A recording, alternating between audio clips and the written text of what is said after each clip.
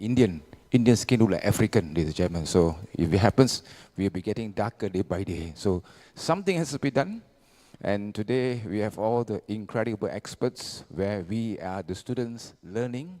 And they always say we learn best during moments of enjoyment. Today is a great day where we sit back, we relax, we acquire to inspire others so that we can tell them the story.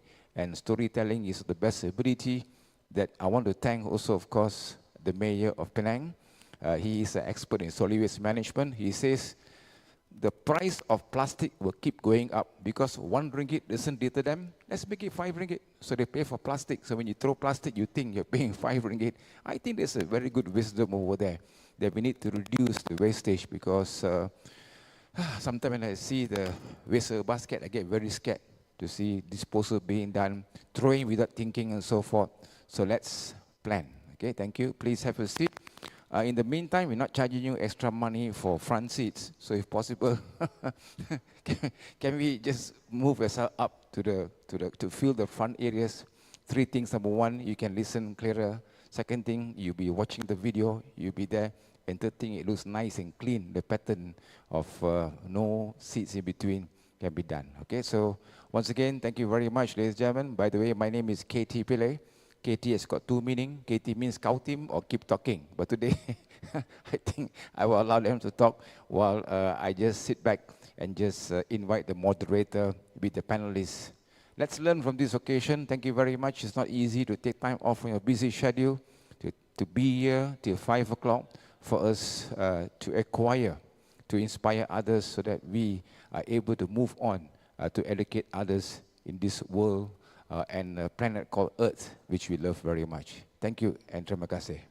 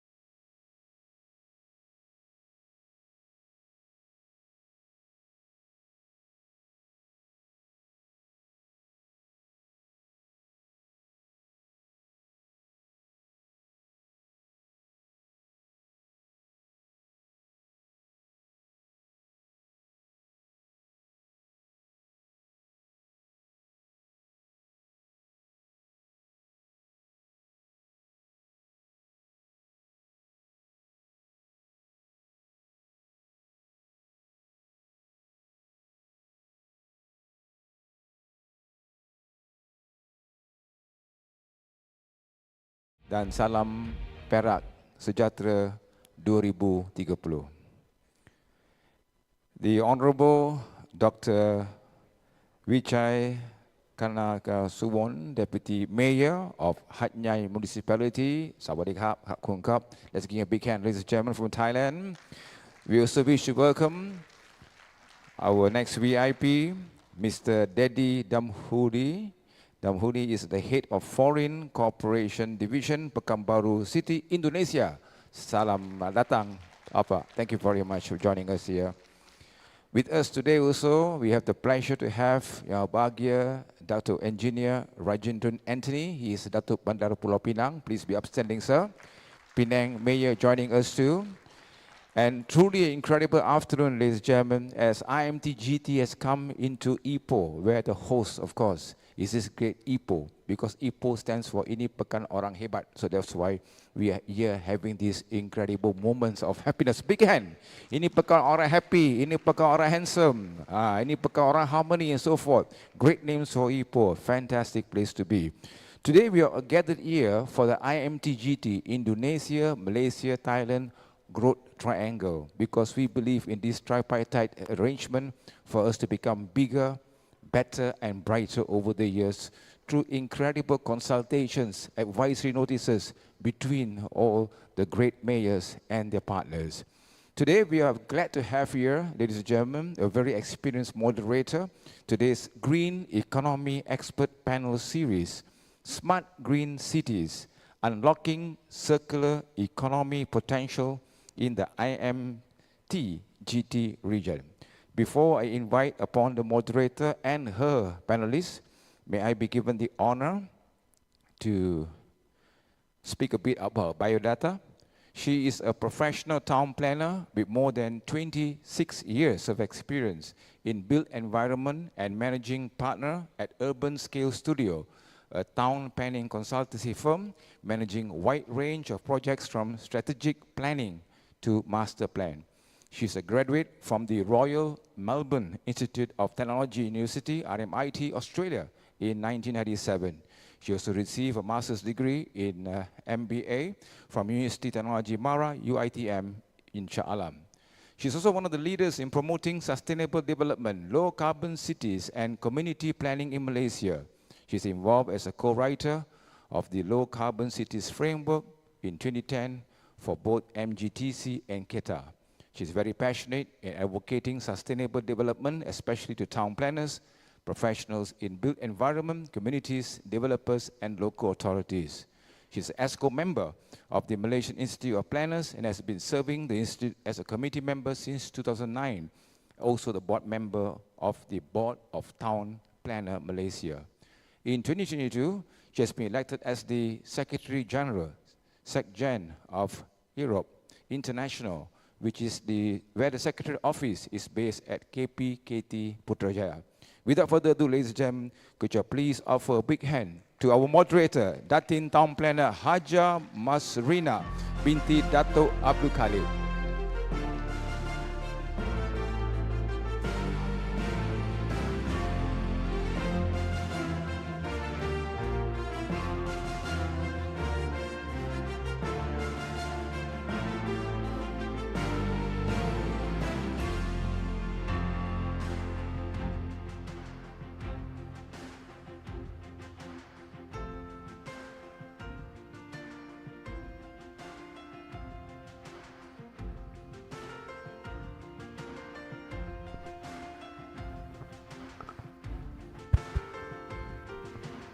Assalamualaikum warahmatullahi taala wabarakatuh. Salam sejahtera. Salam Perak sejahtera ya. Tak biasalah saya. How's everyone today? You had your lunch. I hope everybody will still stay awake. I think we have gonna have a very interesting 4 panelists that are gonna share a very interesting papers with all of us. Without further ado, first of all, I would like to welcome again everyone to the Smart Green Cities, Unlocking Circular Economy Potential in the Imt-Gt region topic for this afternoon. So first of all, I would like to address the VIPs in the hall today. Dr. Winchai Kanchana Swan, Deputy Mayor of Hat Yai City Municipality. Honorable Mr. Daddy Damhudi, Head of Foreign Cooperation Division Pekanbaru. Distinguished mayors, ladies and gentlemen that join me today in the hall today. I can see many of my colleagues also from professional town planners, from many organizations, local authorities, and also private consultancies, and also from universities. So thank you very much everyone for being here this afternoon for us together to listen to this very important topic that very significant nowadays. Yeah, this is a topic that we want to hear today. Is that how we want to move away from a linear economy going towards circular economy. Yeah. So first of all, maybe everybody are very excited to also know a little bit of a background of our panelists. So I would like to introduce the 4 panelists today. The first panelist who was actually still a special professor of Urban and Regional Planning UiTM Perak Branch Sri Iskandar Campus. He has actually published several books and also involved in writing in a lot of magazines. They are related to urban planning and also related to social impact assessment and whatnot. Dato Professor Dr. Abdullah Muhammad Said, which is the first panelist, is a very experienced planner and also a very experienced professor that actually involved many in the social impact assessment in Malaysia and also has produced books related to social impact assessment itself. That is the first panelist, our Professor Datuk Dr. Abdullah Muhammad Said. The second panelist, who is currently the CEO of Ipoh Donut City Economic Centre. He first served the Ipoh City Council as a planner in various town planning sections such as planning research and development, development planning control, and special projects since January 1991. In 2010, he was a mayor special officer on development, advising key development projects and policies for the city. And he since then involved in many of planning works, and starting from 2011 involved in Ipoh City Council. And he has just retired recently as the president of Kuala Kangsar Municipal Council. I would like to invite Dr. Zulkarnain Muhammad to the stage to join us here as the second panelist.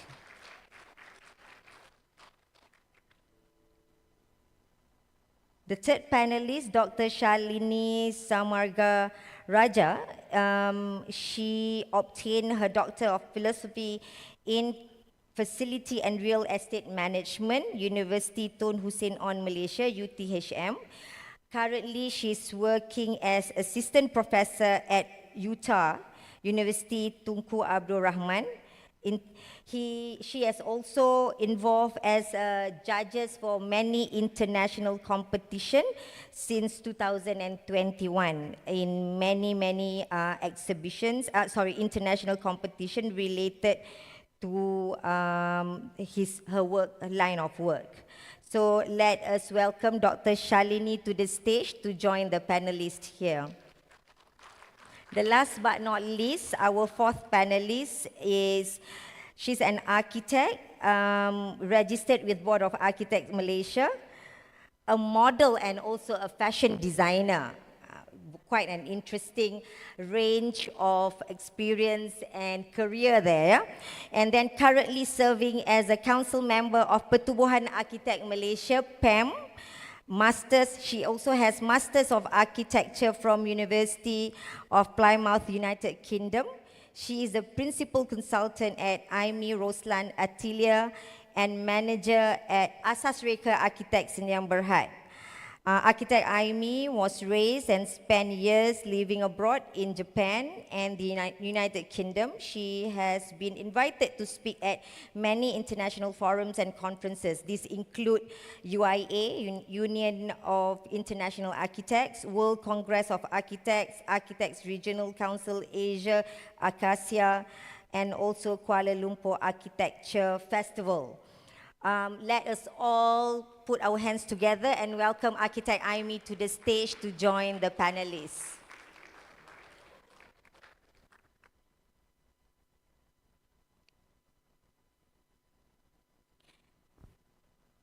Thank you all. We have 4 papers which each panelist will be actually speaking for 30 minutes. And each paper are very quite interesting, where the first panelist will speak about general smart green cities and circular economy, and followed by Dr. Zulkarnain, who will be speaking about waste management in smart green cities. And also the third panelist will be talking about resource optimization, circular supply chain in smart green cities. And the last one will be talking about sustainable mobility and circular transportation system. So all of those papers are all related to not just circular economy, but also as part of circular economy, as part of sustainability, where we understand that economy branches or pillars are part of sustainability pillars, where from the 3 branch of sustainability, which is now people are talking about economy, people, and also environment.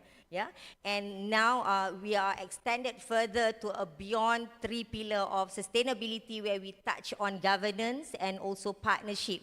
So now it becomes like 5 pillar of sustainability. Without partnership, without governance element within the sustainability, it is very difficult even to achieve sustainability in a city or even in a whole region altogether.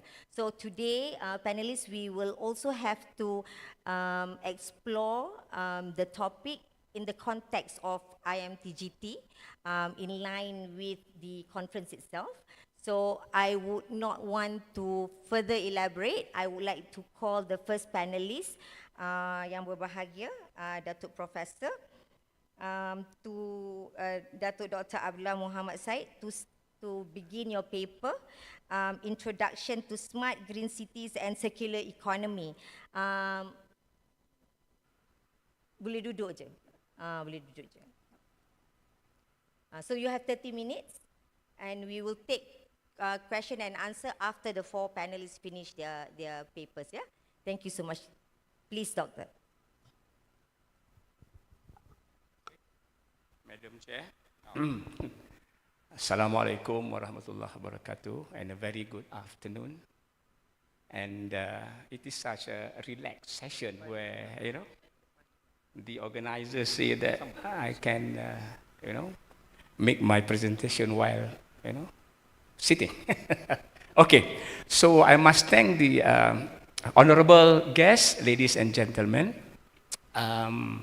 I must thank the organizer for inviting me, right? And I was talking to Dr. Zulkarnain just now that the session this afternoon is very extraordinary, because I'm talking to the experts. Because I met so many very, very senior town planners are with us this afternoon. So it is a very, to me, it's very extraordinary session. All right. So without much ado, the title given to me is. My apologies, Datuk. My apologies. Announcing the arrival of Yang Berbahagia, Datuk Rumaizi Bahrain, alias Datuk Bandar Ipoh. Let's give a big hand, ladies and gentlemen. The Mayor of Ipoh City joining us this afternoon. Please continue, Datuk. Minta ampun dan maaf.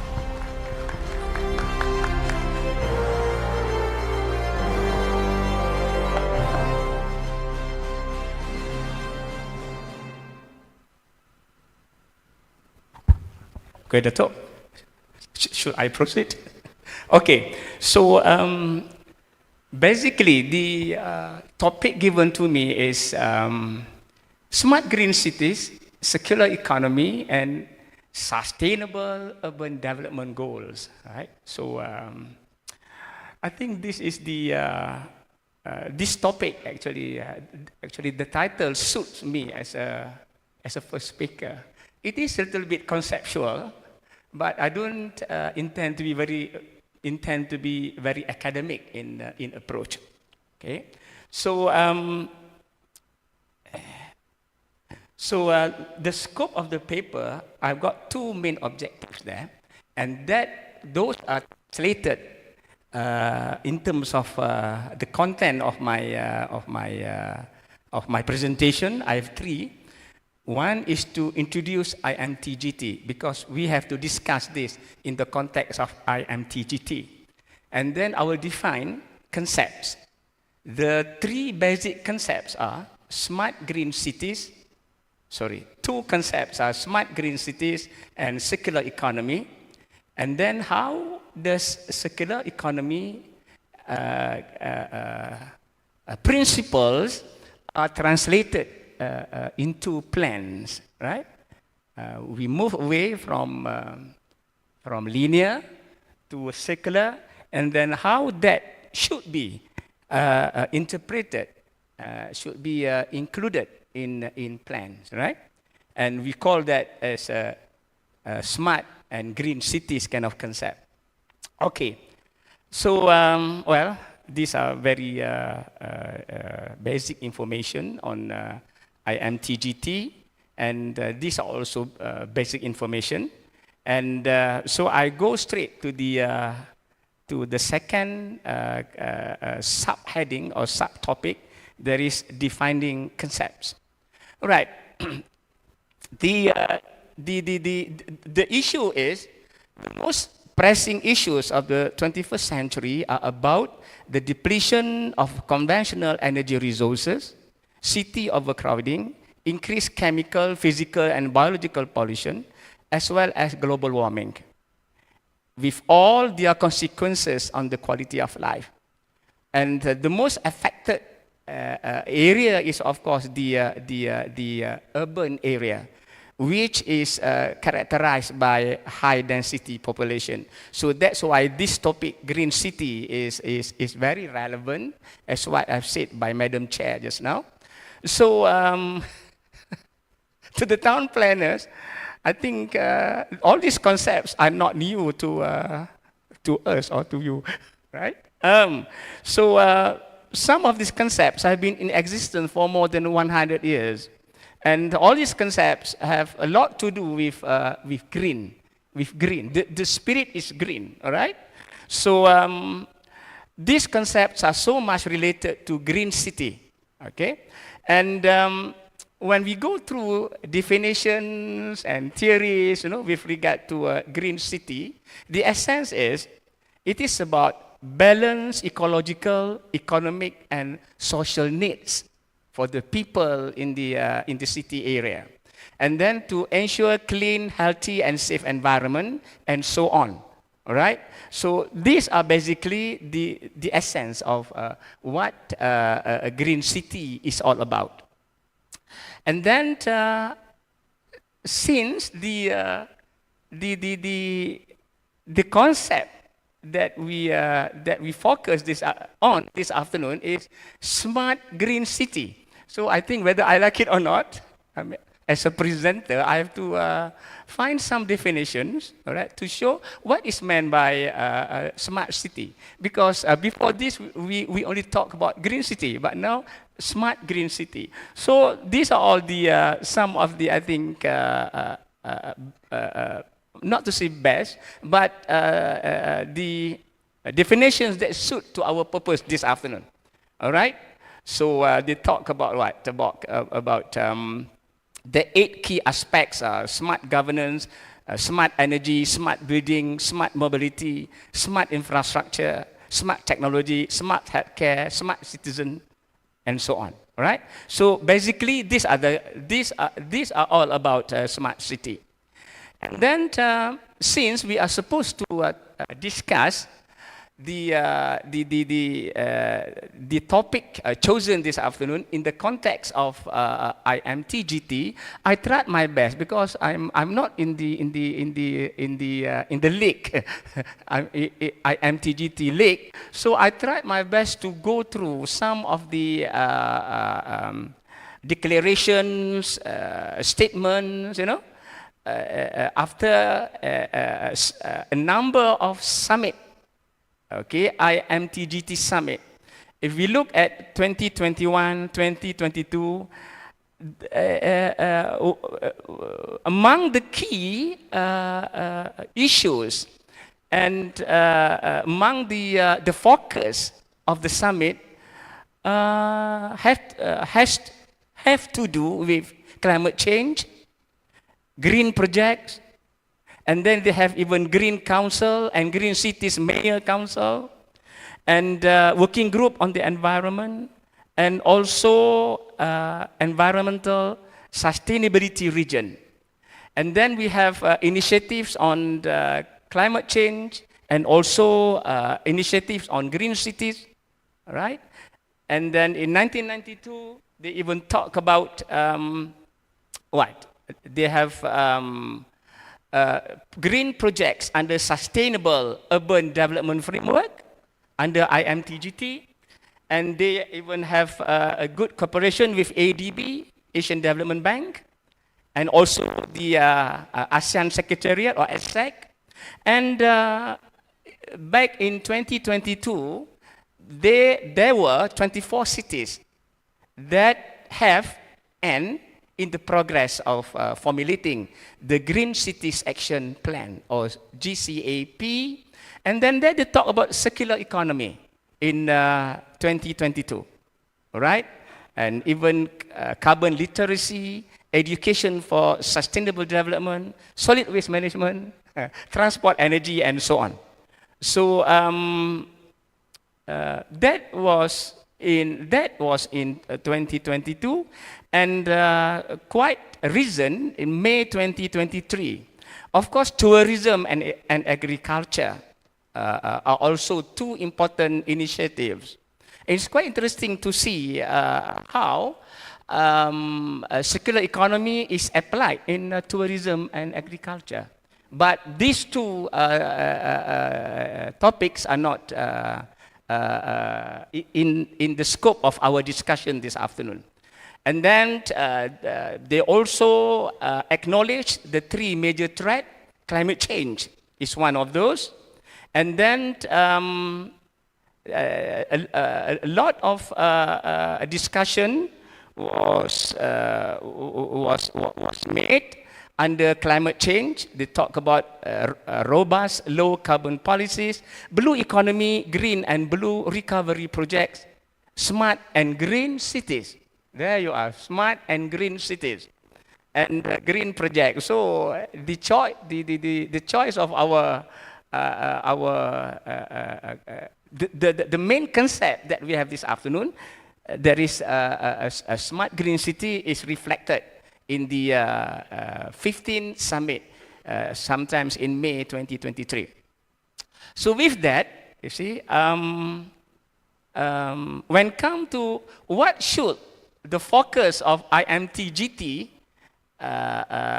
with regard to smart green city, I think they have to consider at least issues at two levels. One at the regional level, that is at the Imt-Gt region as a whole, and also at the level of each and every parties or members, that is Indonesia, Malaysia and Thailand. What are the current issues? What are the specific current needs of that particular region? And also priority, what are their priorities? And of course, the capacity of the local authorities with regard to formulating policies, plans, on also executing initiatives with regard to smart green city, and also collaboration of stakeholders. And then the next, so this is what is meant by smart green city. in the context of Imt-Gt, which I can share with my colleagues this afternoon. Number one is about sustainability, environmental conservation, low carbon and resilient infrastructure, technology, that is information technology and innovation, citizen engagement, inclusive development, cross-border engagement, and of course, finally, is circular economy. So the concept of circular economy is actually new as compared to the earlier model. There is linear consumption pattern, whereby we take, we make, and then we produce waste. So that's the pattern. We take the natural resources and we make the product, and then we end up with waste. The waste either after we use the product or during the manufacturing of the product itself, we produce waste, and then we have the cradle to grave principle, which at one time was very important in solid waste management. But in the circular economy, that's no longer the model, the concept. So on the other hand, I listed some of the important concepts with regard to circular economy, which I listed there, and it includes sustainable and also resilient. Okay, and then when we talk about circular economy, we have the technical cycle, which becomes, I think, the concern in most literature, and also in terms of practice, is more on the technical, but not so much on the biological. So to me, we should have good balance between these two cycles, because these two cycles actually made up the cycle of the cycle of the circular economy. So rethinking, redesign, reduce, reuse, right from the process of getting the natural resource, to the process of manufacturing, to the process of using the product, and also when the product turns into waste. So we have those concepts there, which can be widely found in literature. And another important terminology that I learned actually is not only circular economy, but circular carbon economy, and also circular bioeconomy, which I list down some of the ideas with regard to these two concepts. There is circular carbon economy and circular bioeconomy. But most literature will say that circular bioeconomy and circular carbon economy are actually part of circular economy. Circular economy is more generic. It covers, I would say, everything. And then, one important aspect of circular economy, of course, how it relates to SDGs. So we have all these 17 SDGs. When I refer to the High Level Political Forum on Sustainable Development 2018, although they started with SDA number 11, but later they included other SDGs as well, 6, 7, 8, until 15. So these are the important focus that we must look into and look at while we are trying to put this concept circular economy into practice. So the last part of it is the need for circular economy principles to achieve sustainable urban development goals. So, so I start by looking into what is meant by sustainable urban development. We know a lot about sustainable development, but what is actually sustainable urban development? All right, I put all those points in my slides. But it's quite interesting to see the last one. Sustainable Development Goal 11 is to make cities inclusive, safe, resilient, and sustainable. This is a document from United Nations, right? And okay, when we talk about Sustainable Development Goal, SDG 11, sustainable cities, and United Nations have come up with 10 targets and 16 indicators.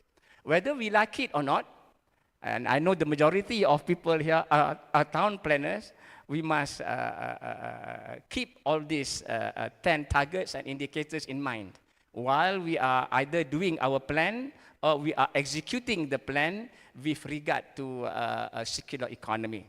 So I don't think I want to read them one by one. And then what is actually elements of sustainable cities? All right? One is governance, transport and mobility, built environment, natural environment, services, economy, equality and diversity, and community well-being. Actually, I got this from our LCCF, Low Carbon City Framework, Malaysia, where the fundamentals are economic, social, and environment. Another one is from Murninet. I think my colleagues this afternoon are very familiar with all this. All right, 6 dimensions of sustainability, which we cannot put aside, when we want to translate circular economy into a smart green city. Okay, these are the 6 dimensions of urban sustainability, and basically, local authorities should include, or rather should make use or should introduce. Number 1 is circular economy system. Okay, in our local authorities, it can be in the business aspect, it can be in the management aspect, also in the context of consumers. Okay, circular business practices, and to me, promoting and strengthening circular jobs. They normally divide these jobs into 3. One is core, the other one is enabler, that is enabling, and the other one is those which are indirectly related to circular economy, especially when come to the business and the general economic system. And of course, we must have encouraging government policies and education and learning, especially when we involve the communities and also the business people, and then financing, consumerism, and also the natural systems.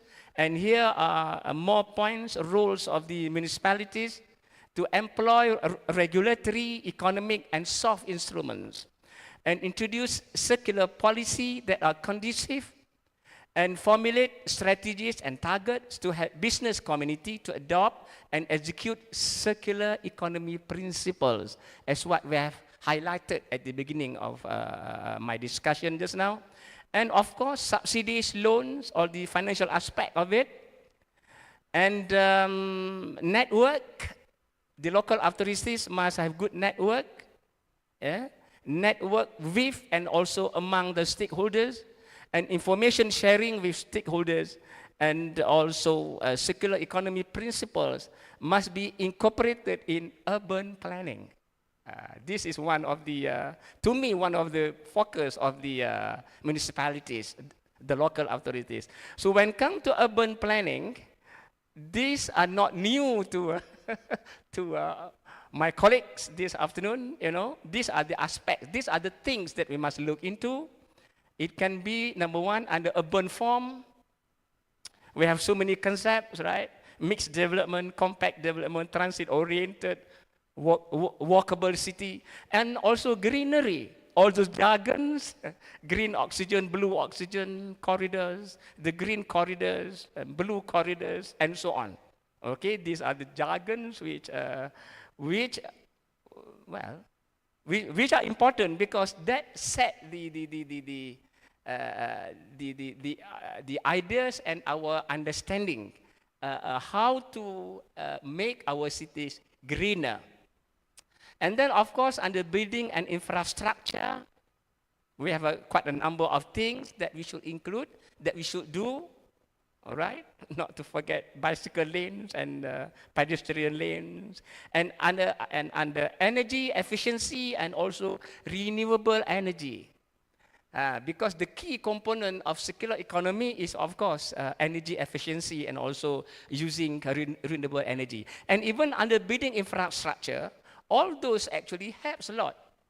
Not only to make the city greener, but also to make sure that the resources that we use, for all kind of activities in our municipal area. It can be at home, it can be offices, and also industries, factories.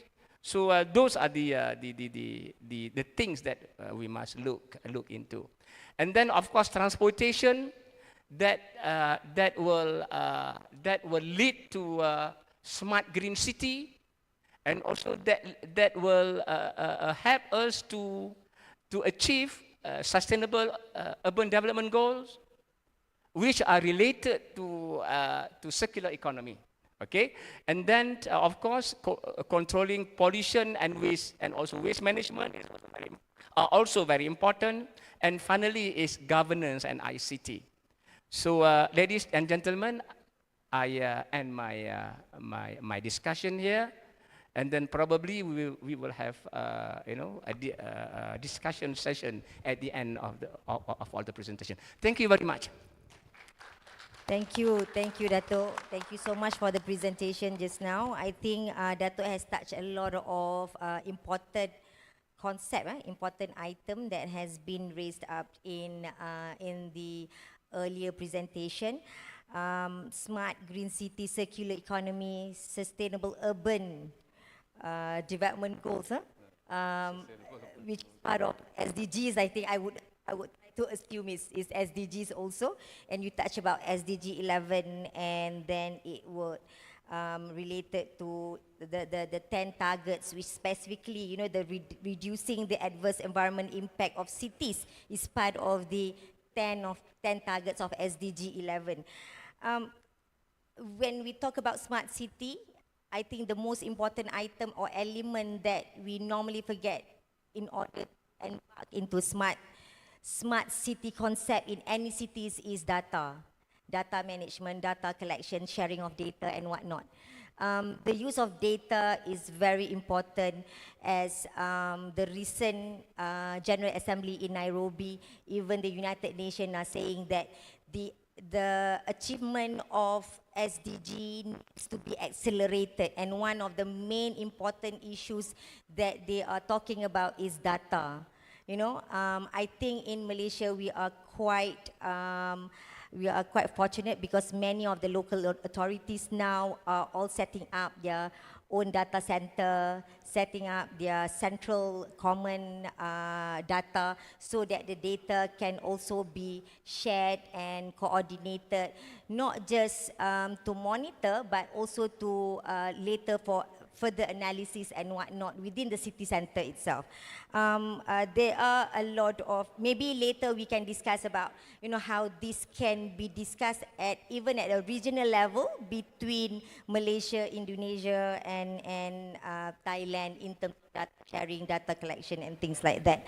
I think another important element that has been mentioned just now is incorporating the idea of circular economy and also smart city within the context of governance structure, which we need to look at in terms of our guidelines, our procedures. We are still talking about circular economy. We are talking about reducing or recycling, but we do not even put in part of the recycling center as part of our main public amenities that are supposed to be under the guidelines. So we are talking about the policy, but the further action which needs to also be followed up, which relook into the lines and things like that. I think those are some of the policies to be in line with the implementations, and maybe we can also discuss further with many of, I think, local authorities representatives are in the hall today. And probably later there are a lot more questions from the floor. So without delaying further, I think Dr. Zulkarnain is very excited to share his paper. So Doctor will be presenting on the circular economy strategies for waste management in smart green cities. So please, Doctor, you have 30 minutes. Thank you. Thank you. Bismillahirrahmanirrahim. Assalamualaikum warahmatullahi wabarakatuh. Salam sejahtera. A very good afternoon to all. Selamat sore. Selamat sore, Sawadikap. And thank you, Madam Chairman. I'm very happy to be here with distinguished panelists. And I must thank the Secretariat for inviting me. Actually, I said I've just retired. Maybe I want to relax. And then they say, hey, you shouldn't miss this one because Prof. Dollah will be here. Professor Dollah, my teacher, is going to be here. And they said, 3 beautiful ladies will be here with you. Oh, I say, okay, count me in. I'm joining. Sorry, Madam Chairman, I was just joking. But distinguished guests, Datuk Wanda, Mr. Mayor, Datuk Rumaizi, Pak Eddie from Indonesia, Deputy Mayor of Hat Yai from Thailand, and I see here in the audience a lot of many mayors, Datuk Wanda, council secretaries, and then Wali Kota perhaps that I don't recognize. So my apologies if I'm not addressing the proper delegates.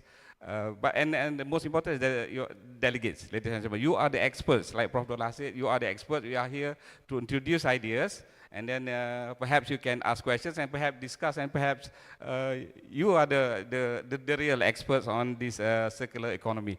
And then I will share also. This is the initiative of our mayor. The circular economy, we should also inject new ideas. For example, donut economy. As expounded by Professor Kate Raworth from Oxford University and her colleagues around the world. So I will introduce some of the concepts. But first, a little bit on the religious side, hadith on trees, green, you have to plant trees. Even we Muslims believe that Anas ibn Malik reported the Messenger of Allah subhanahu wa ta'ala, peace and blessing be upon him, said, even if the resurrection, Qiyamah, were established upon one of you while he has in his hand a sapling, let him plant it. Even at Qiyamah, you have a sapling with you, plant it. There's rewards and all that, but this is to show the importance of green, and the basic green is trees. And these are the things that we have discussed for 2 days since yesterday. And today, yesterday, Green Cities, and today is the Imt-Gt on recovery, recycling, and waste reduction through innovative waste management practices. These are the things that I think all of you have become experts, but whether we want to do it and we want to do it right. So there are some of the pictures here, and actually I borrowed some of the pictures from my colleague here, Mr. Rahman. He presented this morning. But I also copied a few pictures from other people. So in research, if you copy from one person, that's plagiarism. If copy from 2 or more, that's research. That's what they say. I don't know. I didn't say it. I didn't say it. Okay, these are some pictures that Mr. Rahman has shown this morning. I will share with you on circular economy, waste to energy and anaerobic digestion. But I will go fast because Mr. Rahman has presented well this morning, and on composting and organic waste management and life cycle of organics to compost. Instead of linear economy, what we have been doing all this while, we are going towards circular economy, like a cycle that nothing goes to waste, basically.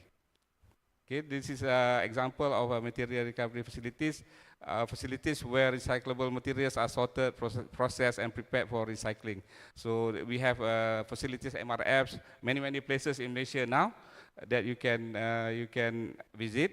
and it's a extended producer responsibility, EPR, is policy approach. This is the infographic by Imt-Gt Labs. I just show you because this morning it has been shown to all of you, but I want to show something different. This is the circular design methods, and we have discussed this. Prof. Daula has explained the details, the terminologies on circular economy. And the most important is to minimize waste.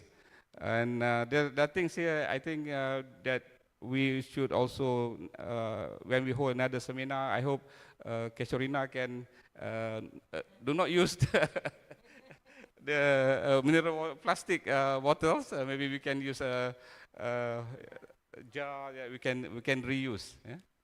Okay. And then technology enable waste management solutions. I think you can, these are the things that we have discussed this morning. And then some diagrams on IoT enable smart waste management system. Use of technology as a smart city. Smart city, you have to use technology as one of the ingredients of a smart city. Okay, this is some examples which have been shown this morning from Surabaya, Indonesia, and from Songkhla, Thailand. Many initiatives, good ideas that can be copied and be implemented in your cities. Okay, and Phuket, Thailand, they have initiatives such as clean up the beach campaigns and all that. And the most important is the SDG, 17 SDGs, and the most important from my experience is SDG number 17, which is collaboration. I remember when I was in Kuala Kangsar, we did tree planting programs. The most important is SDG 17. Everybody joined the programs, and we managed to plant, I think, more than 300,000 trees during that year. So through collaboration. And then of course, financing, much of the financing comes from Tenaga Nasional Berhad. Thank you TNB for sponsoring the trees, and also there was Saim Dabi also joined it. So I hope there's nothing that can compare to SDG 17. This is in Thailand, Phuket, Thailand. And what is circular economy and donut economy? This is what I want to introduce. Circular economy is excellent, but it's physical. There's something more than physical. And circular economy is an economic model that seeks to minimize waste, which we have been discussing, and maximize the efficient use of resources. It moves away from the traditional linear take, make, and dispose approach to a system where products and materials are kept in use as long as possible through recycling, refurbishment, and manufacturing. This is what we've been trying to do. The circular economy focuses on resource optimization, reducing environmental impacts, and promoting a closed-loop system. It's a circle. It's a cycle. It's a circle, and it's a cycle. It's circular economy. But donut economics puts something else inside it. Donut economics is a concept developed by Professor Kit Rewers from Oxford University that proposed a social and ecological framework for 21st century economics. It is visualized the concept of a donut where the inner boundary represents the social foundation, meeting basic human needs. So you have the lower cycle is the basic human needs, housing, clothing, food, and all that. And then the upper limit is the resource, is the ecological ceiling, which you should not cross. Yeah? You should not cross. What we have been doing is in our present day economy, capitalistic economy, we keep on producing because that's the way to produce a higher GNP. If I think everybody has learned economics, basic economics, we learn in school and also in universities, the basic Keynesian economics, C plus I plus G plus export. Yeah, consumption plus government spending plus investment and plus export, then that's the GNP. And then you divide the number of people in your country, then that's per capita income. But it's linear. It's linear. But you want to increase your income, you have to produce more, you have to dispose more. So like this, we're using, for example, plastic bottles. we have to produce more, and then only we can increase our income. But that's not sustainable. It cannot last. Datuk Banda has going to introduce dinosaur park at Gunung Lang, dinosaur park. I said dinosaur park. Oh, what's the purpose? Well, actually the purpose is to educate us so that someday we will not become like the dinosaurs. We will become extinct through our own deeds. So that's a very good idea as an education tool for the next generation and for our generation. So this is donut economics, where it looks like a donut. You have the inner circle, and you have an inner boundary, and you have the outer boundary, so that you do not overshoot whatever resources that you have, and you can be sustainable if you stay within that boundary while meeting the needs of the people. And the correlation between circular economy and donut economics, both are environmental, going for environmental sustainability, resource optimization, resilience and adaptability, collaborative, holistic approaches. And one aspect that donut economics is focused more is on social inclusivity and also equity. That thing has not been addressed by circular economy. And in Ipoh tourism, this is some pictures. I know you are all very sleepy, so I show some pictures. So for example, this is a Suhaimi Cafe in Ipoh. So part of tourism is the food in Ipoh. So hopefully the food are sustainable. Coffee in Ipoh can now indulge a wide selection of coffee. So I do not get commission from Suhaimi Cafe. Don't get me wrong. And then there's Sekeping Kong Heng Hotel. Whoever's been staying there, I got a friend, Dr. Dolbani. Dr. Dolbani, he was the Director General of Town Planning in Malaysia. It's one of his favorite hotels, Sekeping Kong Heng Sekeping Hotel, because it's built on, like it's built on a tree. But it's an old building, very less carbon footprint because it uses recycle stuff, you know, the doors are recycled, got it from somewhere else and put it here. And it is a very interesting hotel if you have not been here. And this is memory lane, this is circular economy, some of the things which should have been disposed, but actually they have value. Old record players, tape recorders and all that. So this is, if you are here in Ipoh on Sunday, come to Memory Lane Ipoh. And then this is Tasik Cermin, Mirror Lake, an ex-mining land being used as a recreational area. This is brownfield development, and I think it's congratulations to Mayor and the Ipoh City Council. Has been people have been coming to this place through droves, yeah, Tasik Cermin. Okay, and then also in Ipoh used to be an old surau, praying place. Not many people come. I know this place because I've been here with my late father many times before, because he was a religious teacher, and it was not many people come to this surau. But now when they transform into a Muhammadiyah mosque, it's a Chinese mosque, it become a tourist attraction, and it gives income to the local people selling food and stuff and drinks, and the people can make money through these tourist spots.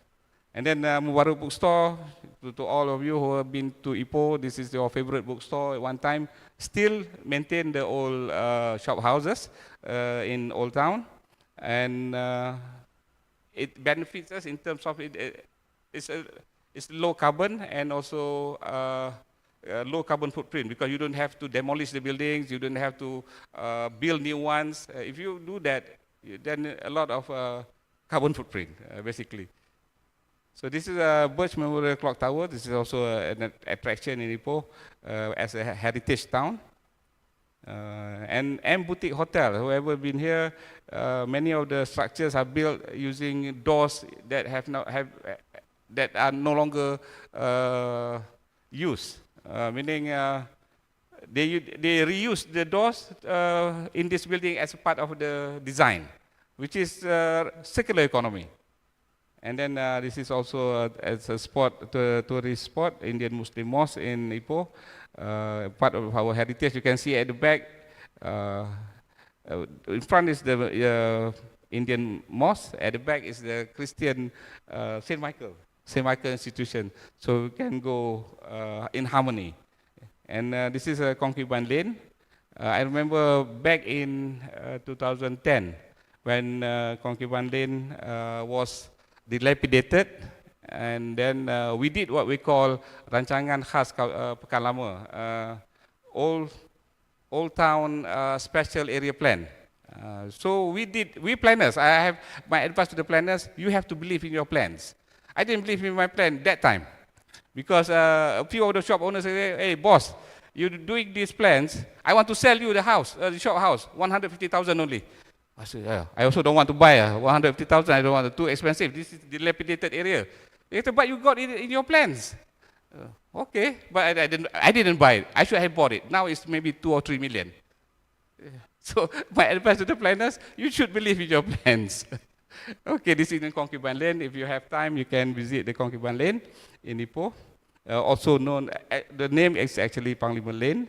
And the sustainability of Ipoh Old Town, like I said, is a low carbon area because lack of construction. Because that's the restriction we put in the local plan and also in the special area plan. So to our planners, this is one of the success stories of special area plans in Malaysia, I believe. Okay, I think basically this is some of the information on the carbon emission generated from buildings covering all stages of their cycle. Yeah? If you preserve, you conserve, you can have you using less carbon, and also Ipoh is an attractive city destination. A little bit of promotion, some of the accolades that we won by Ipoh City Council. So this Dato' Rumazi is my boss, my 12th mayor. I've served the council since the first mayor until the 12th mayor. So I'm very happy that Ipoh has come a long way. And this is some of the accolades that have been won by Ipoh City Council. And this is my office in Urban Transformation Center. This was, whoever had been to Ipoh many years ago, this was the Super Quintal. And then the company, Georgetown Holdings, got bankrupt, and the building was abandoned. But when at one time they wanted to do UTCs around the country, we asked the mayor. That time the mayor was Dato' Roshidi. He said, Dato', we should use this Super Quintal because this is the way to revive the place. It's on top of the market, of the central market. And when they did the renovation, they found 2 bodies there, dead bodies, because the building was abandoned. So this is another example of where you reuse the building without much building, without much construction. So this is also a success story in Ipoh. So I think basically these are in UTC. They use solar energy, and also they have rainwater harvesting. And this was it was known as the Super Quintal. Those who grew up in Ipoh in the 80s would know the Super Quintal. Prof. Dollah from Manjong, not very far, and then later moved to Sri Iskandar. So Super Quintal is a place to go. Well, ladies and gentlemen, thank you very much for your kind attention, and sorry for the sometimes terrible jokes, but thank you very much for your kind attention. Okay, thank you. Thank you, Dr. Zul. Very interesting presentation. We got to be exposed with the idea of Donut City. I think the fundamental of Donut City is to take care the social and also equity part of community and economy first, then only going into the bigger part of the economy. Yeah? And then examples that has been shared just now is very interesting, where mostly look into how we reused some of the look into the circular economy in terms of activities and also building. The activities look at the pasar karat, where you reuse back whatever the materials or things that you have without disposing it. putting more pressure to the landfill, and also the reuse of the materials for the hotels and buildings and whatnot. So a lot has been done in, I'm sure in Ipoh and many other cities, which is not being collected or probably put in a categorization as the activities and also things that are supporting circular economy or even supporting sustainable development within a city itself. And the Super Kinta one is also close to my heart. And repurposing, reuse of Super Kinta is also part of low carbon building. You know, I'm quite proud that, Prof using low carbon elements, low carbon city framework, which I am part of the or the author. So using it many in the research, and also repurposing of Super Kinta, and again making it as a UTC where people would be able to do a lot of activities at one go. That is also another low carbon activities. If so you have actually addressed Super Kinta in two ways. One is using the grey, the building that has been abandoned, making sure it's safe for the people around, and then making sure that people later will be able to do activities, many activities at one go. You know, people do not have to, go into the cars, go get to another places that would be emitting carbon and things like that. So I think it's also quite interesting in terms of the building, the initiatives, the activities that actually has been done in Ipoh itself. Is just need to be collated and also categorized into, a certain activities that supporting circular economy, low carbon cities and things like that. So the third speaker, ladies and gentlemen, I am very sorry that I am not going to stop the session because the time is quite short. What we're going to do is that we're going to keep the coffee and also food outside free flow. Everyone here are free to go out and come in, but make sure when you go out, you better come back in so that you continue to listen to the panelists, because we have Q&A session. So if you feel sleepy, you need to grab some coffee and food, feel free to go out, but don't go out. Everybody go out at one time. Take turns, take turns so that we can continue to, to have this panel discussion going. So the third speaker here, we have Dr. Shalini that will be sharing a paper on resource optimization and circular supply chain in smart green cities. Please, Doctor, you have 30 minutes. Thank you. Yeah, so thank you, Datin, moderator. So this will be my content of a presentation. Yeah, okay. So this will be my content of a presentation, starting from introduction up to the potential of circular economy in Malaysia. So this one I don't want to go through so much because it's already done by our professor. So what is circular economy? Circular economy actually is just to close the loop, right? Starting from the take and extract, after that you produce, consume, recycle and reuse, right? Okay, so in terms of resource use, you can say efficient compared to the resource intensity in linear economy. Okay, this is the model of circular economy, starting from the cleaner production, better service, collect at the end of the life, remanufacture, recycle, waste, reuse the resources, and green products. Okay, so what is the threatening sign from the linear economy actually, right? So in terms of resource and raw material, humans are actually producing 1.7 times resources that can be produced by the earth itself, right? So only 40% are being recycled or reused.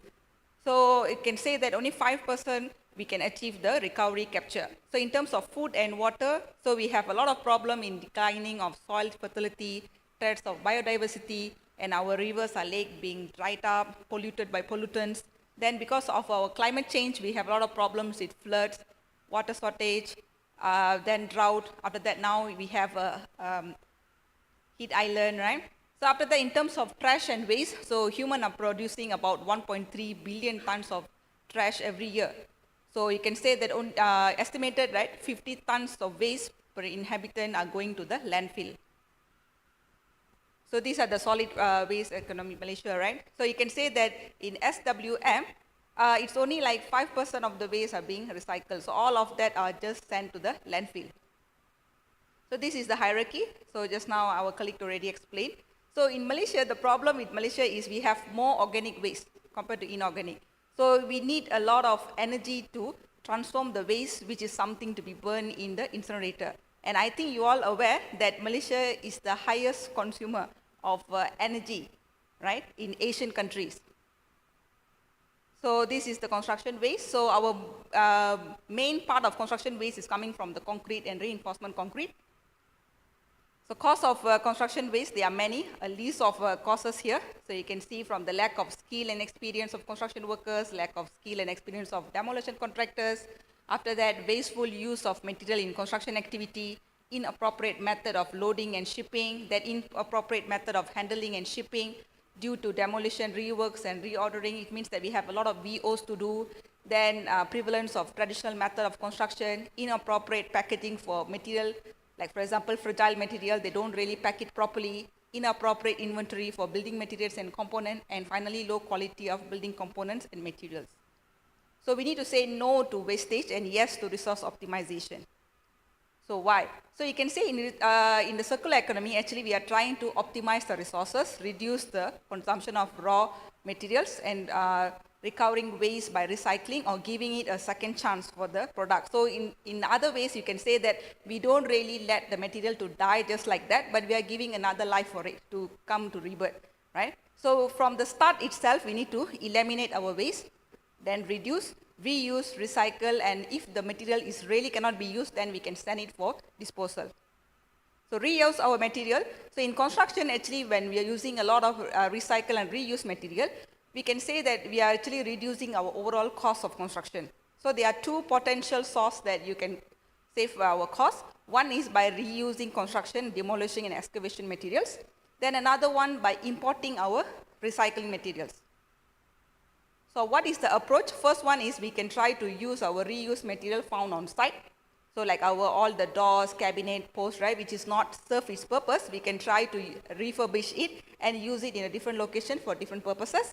Then reuse material found off-site. So we can use all the salvage material found off-site. Then temporary structures like formworks, we can try to reuse it for like more than 10 times. Then we try to dispose it when it cannot be used at all. Common application, so you can say that we can try to reuse our excavation materials. Okay. Then after that, we can try to process our demolition arising on site, importing the recycled materials, improving energy properties of material, and employing materials that have a lot of recycled contents in it. So there are two types of recycled material. One is pre-consumer and post-consumer. So what is the difference? Pre-consumer means we send the materials for recycling before the use of consumer. Post-consumer is we try to send the materials after the usage of consumers. So strategies, so you can say that we can try to establish a recycling goal. After that, we need to make sure that during the construction itself, we are using more recycling content materials. When choosing product, we need to take a look on the economic, on the environmental performance factors. Then you can say that many standard materials already have the recycled content in it. Then when tracking the material, it is very important for us to differentiate between the post and pre-construction recycling materials. So from the door of developer, right, in terms of policies, what can do is they can try to establish the requirements of waste reduction, then they can set the goal. After that, they can monitor and support the program. How? By tracking, we can prepare some plan and let us to track and monitor the plan. Then in terms of procedures, so the consultant can actually identify the opportunity for waste reduction, select the contractor which have the experience in reducing waste, use construction waste as a specification, then monitor waste reduction program. So for contractor, right, they can try to assess the potential, establish the goals, identify the materials, develop specification for subcons to be followed, and allow adequate time. Then after that, we can try to remove the barrier for the salvage materials, require a plan and communicate our plan so we can create a good life cycle for our building materials. So in here, right, we can say the first policy itself, we need to do it right at the first time. It means that to reduce all these VOs. right? We need to go towards the concept of IBS, whereby we are going towards to dry construction compared to the wet construction, which produce more waste. Okay, what is the benefits of resource optimization? So of course, by optimizing our resource, we can actually meet our construction waste requirement. Then after that, we can have a lower cost and attract more business opportunity. In terms of environmental, we can have less waste going to the landfill, less use of natural resources, and lower greenhouse gas emission, lower risk, and also we can improve our opportunity for innovation. Nowadays, people are also talking about the sustainable timber, after that, regional materials and all that. So all the stakeholders in the chain need to play their part. So why? Because as a construction, we have many parties involved in it. So we need to integrate the entire resource cycle buildings in the proposal or recycling. Then, however, nowadays the sector actually doesn't have much connection between the programming, planning, and execution, because all of us are working in a separate, or you can say that they don't really communicate. So when they have gaps, then they have a lot of things to be solved. Then procurement managers need to create some pilot and prototype. Then finally, we need to have a proper construction and dismantling need to be synchronized. So green procurement implementation. So our government actually already launched My Hijau Mark directory on 2012. So the government are giving a lot of incentive actually, right? You can see in here, green investment tax allowance, they are giving green income tax exemptions. So we already identified there are 60 green procurement practice, but there are a lot of problems and challenges that we need to go through. So what are they? You can see there are lists of challenges here, right? Starting from the lack of confidence in carrying out the green procurement plans, then we have lack of best standards. After that, shortage of environmental criteria, then lack of monitoring, lack of knowledge, higher cost of green products, so market uncertainty or technical uncertainty, then lack of financial or funding resources, lack of internal expertise, lack of green material, lack of innovative financing, poor awareness, insufficient cooperation between the academic, then poor commitment, negative perception. So last time, right, when I conduct a research in the industry, so I was told that one of the senior architect told me they don't really propose to use recycling material, because first thing they said, in case after some time, after they build the building, right, in case something wrong with the building, who will take responsibility? So they say that they don't dare not to introduce recycling material to the client. It's like people are not ready to accept it, right? So benefits of My Hijau. So by using My Hijau, actually you can bring in more customers and sales to your company. So attract more customers, revive the business identity to be the pioneer in using green products. Then you can improve the reputation among the savvy customers, encourage your staff to work even harder and feel proud about their company. So these are the potential circular economy in Malaysia, starting from the green energy. So we can improve our solar energy. So I think in Malaysia, there are two popular locations which have more solar energy. One is in KK, Kota Kinabalu. Another one is in Penang. It's a good spot for the solar. Then waste management. We need to move towards green buildings. And I think nowadays, even if you know, that many buildings are being certified by the GBI to get the green certification. Then electric vehicle. So government actually already have the initiative to give tax exemption in our income tax, right? If we are using green vehicles. So collective opportunity, so you can say that this policies doesn't really works if you are alone, right? All the people need to play their part. So starting from the policy from the government, then you have the financial institution like banking, NGOs, society, corporate and private sectors. So for the business model, so we can try to create our circular supply by supplying all the fully renewable recycling or biodegradable supplies to the people. Then after that, we can try to have a resource recovery. Then we can try to extend our life cycle for the product. Then once we already have that, we can have all these conference, seminars to share our knowledge. Then after that, we can serve our products, something like services. We can try to lease or rental our services. Then by say, I would like to end my presentation, right, by saying that things will not change overnight. So it takes time. So we can start small, maybe starting recycling from our home, segregate the material according to the categories. We don't commingle our waste into one plastic, right? And reduce or eliminate the usage of things which is not biodegradable, like what our fellow panel said just now, right? Don't use plastic anymore, right? Then purchase recycled items. Then you need to have a proper waste management. Then after that, we can try to help to reduce the greenhouse gas emission. Then we can use the sustainable building materials, change to green buildings, and after that, we can go towards to solar energy. So just to share some story with you, right? Last week I was talking with my friend, so he told me in a year, he only throw 2 bags of rubbish in 1 year.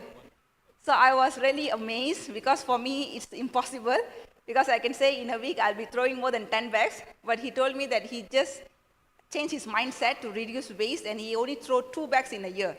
So I really feel proud of him and I really want to follow his guides, but the problem is I need to start from the beginning, right? Yeah. So I would like to end my presentation by saying go green. Thank you for listening. Thank you, Doctor. I think you are the fastest presenter for this afternoon. You have cut our time short by few minutes, yeah. So I think it's quite interesting, throwing out rubbish 2 bags in a year. I thought like buying 10 bags of clothes in a year. So I don't think that is possible. That is recycling, is it? Through recycle? Okay. The one that's sent to the landfill, only 2, is an extra large bag, 2 bags. I think so. Okay. Thank you, Doctor. I think we have reserved the best presentation to the last part of our panelists. Last but not least, I would like to invite Architect Aimi Roslan, who will be sharing with us today sustainability, mobility, and circular transportation system. Please, Architect Aimi. Hello everyone. Assalamualaikum and a very good afternoon to everyone. To the Honorable Mayors of Ipoh, Hatnyai, as well as from Pekanbaru and the rest, all participants, representative from Imt-Gt, architects, town planners, everyone who are together in this. Thank you for attending, and also thank you to the organizer for inviting myself on behalf of the Malaysian Institute of Architects to deliver some talk in this lovely session. My topic today is going to be about the sustainable mobility and circular transportation system. A bit about myself, you might find me a bit strange coming here with blonde hair and wearing this purple sparkling dress. Who am I actually? Okay, I'm an architect. I'm a licensed architect, even though people do not believe that I'm an architect because I do not look like one. A lot of people thought that, oh, this girl must be some fashion designer or, I don't know, doing whatever, artist or whatever else, but definitely not architect. Architect would not be the first answer when people try to guess my profession is, but I am an architect first. Okay, I'm a counsel of the Malaysian Institute of Architects, or in Bahasa Malaysia is Pertubuhan Arkitek Malaysia, PAM. I'm the chair of the PAM Social and Community Responsibility Committee. I have multiple identity. I have so many identity. During the day, very early in the morning, I am an architect. I go to the construction site. As you can see, I wear pink hats, pink boots, pink dress, but of course complying to the construction gear. Of course, I have to comply. And then I'm also a fashion designer. I design dresses. I presented, designing dresses for custom-made for people. Anyway, if you like to have lovely dress, come and see me later. Anyway. At the same time, I'm also a commercial model. I was scouted when I was 16 by a magazine a long time ago. At the same time, I'm also a researcher. I do research, like serious research. I presented my papers at the Union of International Architects forums and congress, representing my Malaysian Institute of Architects. I'm also a trainer. I train people on the Malaysian construction law. Those people who do not like to read law, I will read for them. They will come to my class and I will read for them properly, and yes, law is very important. I also work as an MC. Okay, I MC like the guy just now doing the MC works. I'm very familiar with the job. And I'm also an inventor. I'm a scientist. I invent product, scientific product, and of course I participate in invention and innovation competition. So I'm a serious inventor. I'm not like just, being a flower girl at the invention competition. No, I am the inventor. Anyway, I grew up in Japan. I spent my childhood in Japan because back in the 1980s, Malaysia, the Prime Minister at that time launched the Look East policy. So my father was one of the recipients, and I'm more like the byproduct of the Look East policy. I followed my father to Japan, so I went to Japanese school. Went to Japanese kindergarten, Japanese school, and spent my years living there. So that's why I got my blonde hair. Anyway, that's the origin of it. Okay, a bit about PAM, because I believe that most of you here are working for authorities and town planners. Perhaps you're not familiar with the Malaysian Institute of Architects, so just a bit of brief about PAM. So we are the Malaysian Institute of Architects. It's a national professional institute representing the architects in Malaysia, and it was founded in 1923. So we are 100 years institute, very old. So our building, PAM Center, as you can see the picture on the screen, is the home of the Malaysian Institute of Architects, located in Kuala Lumpur, and it is a Green Building Index, GBI Platinum. So in GBI Green Rating Tool, Platinum is the highest rating that you can get. So our building is a Platinum building, designed by an architect, funded by architects. So we built this building ourselves. And we have also 5 chapters all over Malaysia. We have Northern, Southern, East Coast, Sabah, and Sarawak as well.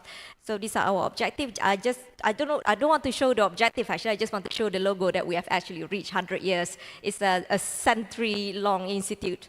Okay, so the content of my presentation today, I might be standing, I might be sitting down because my dress is not fit for sitting for a long time. So that's why I had to go down to the toilet just now. So they will be divided into 5 sessions.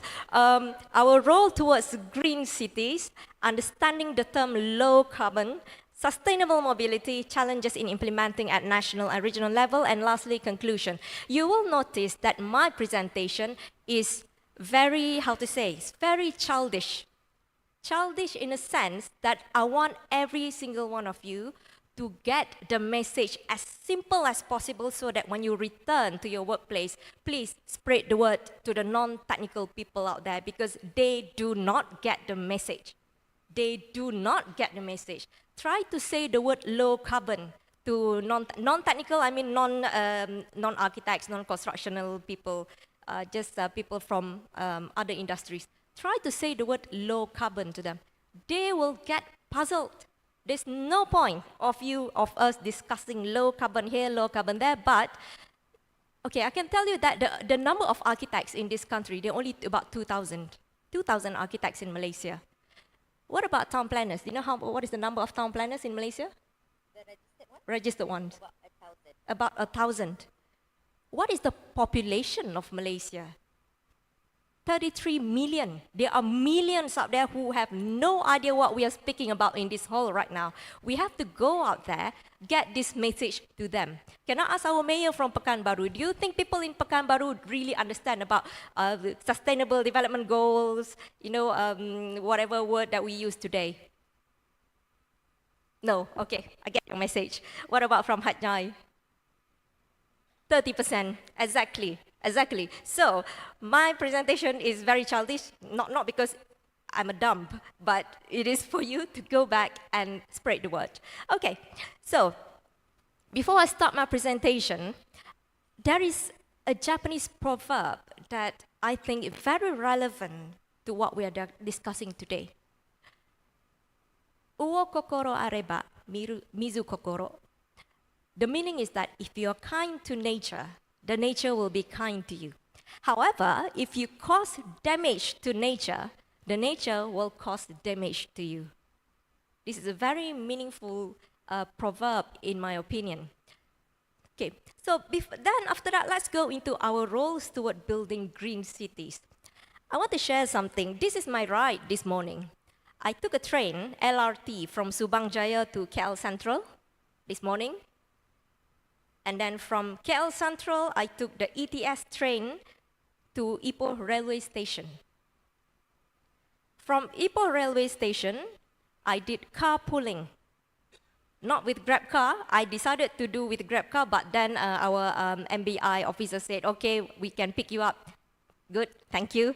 From Ipoh railway station to here. So we did carpooling. Did you know electric train produce 25 to 30% less CO2 emission than a diesel train? And did you also know that carpooling reduces CO2 emission by lowering the number of vehicles on road? So I have done my part in saving my planet today. Tepuklah sikit. My question to you is, have you?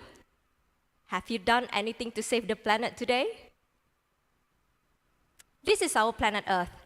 This image was captured by Apollo 17. This image is called Blue Marble, back in 1972. The age of our planet is about 4.5 billion years. Very old, extremely old. However, the sad news is, throughout these 4.5 billion years, our planet is the most polluted, the most damaged today. Not 4.5 billion years ago, not 2 billion years ago, but today. By whom? Who polluted our planet today? Us. Every single one of us in this room, in this country, in this region, in our neighboring countries, all human living on the planet today. Every single one of us is responsible. So let us do a quick check. Yeah? Let's do a very quick check. How many of you here separate your waste at home and send them to the nearest recycling center? Can you raise your hand, please? 1, 2, 2 out of, say, 200. How many percent is it? Not worth mentioning.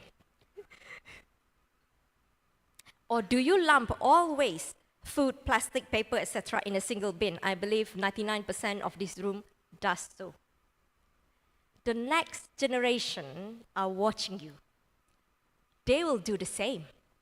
They are watching you. You are the parents. They will do the same. Are you expecting them to do the same? If not, act now. Next, did you take public transport, carpool to our seminar venue today? How many of you did so? Any of you? Okay, Datin, 1, 2, 3, 4, 5 out of 200. What is the percentage? Not worth mentioning. Again, the next generation are watching you. They will do the same. Next, is your food organic, locally resourced, free from pesticide? The one that you just eaten today? Definitely not. Definitely not. I can see those fish are like imported, not locally resourced. Again, the next generation are watching us. They will do the same. Does your home have rainwater harvesting system, solar panel built with green rated material, energy saving equipment, etc.? Do you have all this? Ada? No. So meaning that we are also failed. I just did my quick check in this room, whether did I get the message straight. Anyway, how are we going to spread this word if we are also not practicing what we preach? No point, exactly. So how are we going to educate the next generation to care for the earth if we as adults today are not setting any example? The children are learning from us. They watch you. They will imitate. They will do exactly what you do today. They will not separate their bins. They will not eat locally resourced food. They will do exactly what you're doing today. Are we happy to make this happen? The future of our planet lies on us, so please act now. Now, not tomorrow, now. I want to quote a bit from the Holy Quran. In the name of God, the most gracious and the most merciful, do not seek to cause turmoil in the earth. Indeed, Allah does not like the mischievous. Surah Al-Qasas, verse 77. From this verse, you can already tell that why are we causing turmoil on this earth? Why are we damaging our planet while it is being prohibited? It is clearly stated isn't it? Next, understanding low carbon. I've actually presented this a few months ago, actually many times, to make people understand what is low carbon. Can I see people in this room who really understand what low carbon is? If you don't understand, it's fine, completely fine. I'm here to tell you. Okay, 1, 2, 3, 4 out of 200, not worth mentioning. So majority of you do not know what low carbon is. It's fine. That is why I'm being called here. You know, you paid your 150 and we are all here to tell, isn't it? Okay, so this is about, the Sustainable Development Goals. I went to New York 2 months ago, and at the frontage of the UN building, they put all this, the Sustainable Development Goal, number 1, number 2, 3, 4, until number 17. Excellent, great, fantastic ideas. For me, I'm a technical person, I'm an architect, I completely understand what it means. However, the public out there, they have no idea. They do not understand what is this SDG is about. Okay, let's look at these terminologies. Sustainable, eat local, public transport, green city, climate change, no greenhouse, green building, 3R, reduce, reuse, recycle. What is the goal of all these campaigns? We have so many campaigns since the last 20 years, 40 years. I still remember about this 3R when I was very young, when I was in school. They have been talking about this 3R, reduce, reuse, recycle. I still even remember the advertisement song. You know, it's really, attached to my head when I keep on watching the TV. So what is the goal of everything that you saw just now? The goal is to reduce the carbon footprint. That's it. That is the only goal, to reduce this. Why do we need to reduce this? What is low carbon? We have heard the word low carbon, carbon gas, carbon footprint, carbon free, zero carbon, or whatever carbon, except for the carbonated drink that you bought recently, that is not included in this. So the word carbon, why this word is very sensitive? Okay, let's look at the periodic table of elements. We have carbon, the atomic number 6, it belongs to group number 14.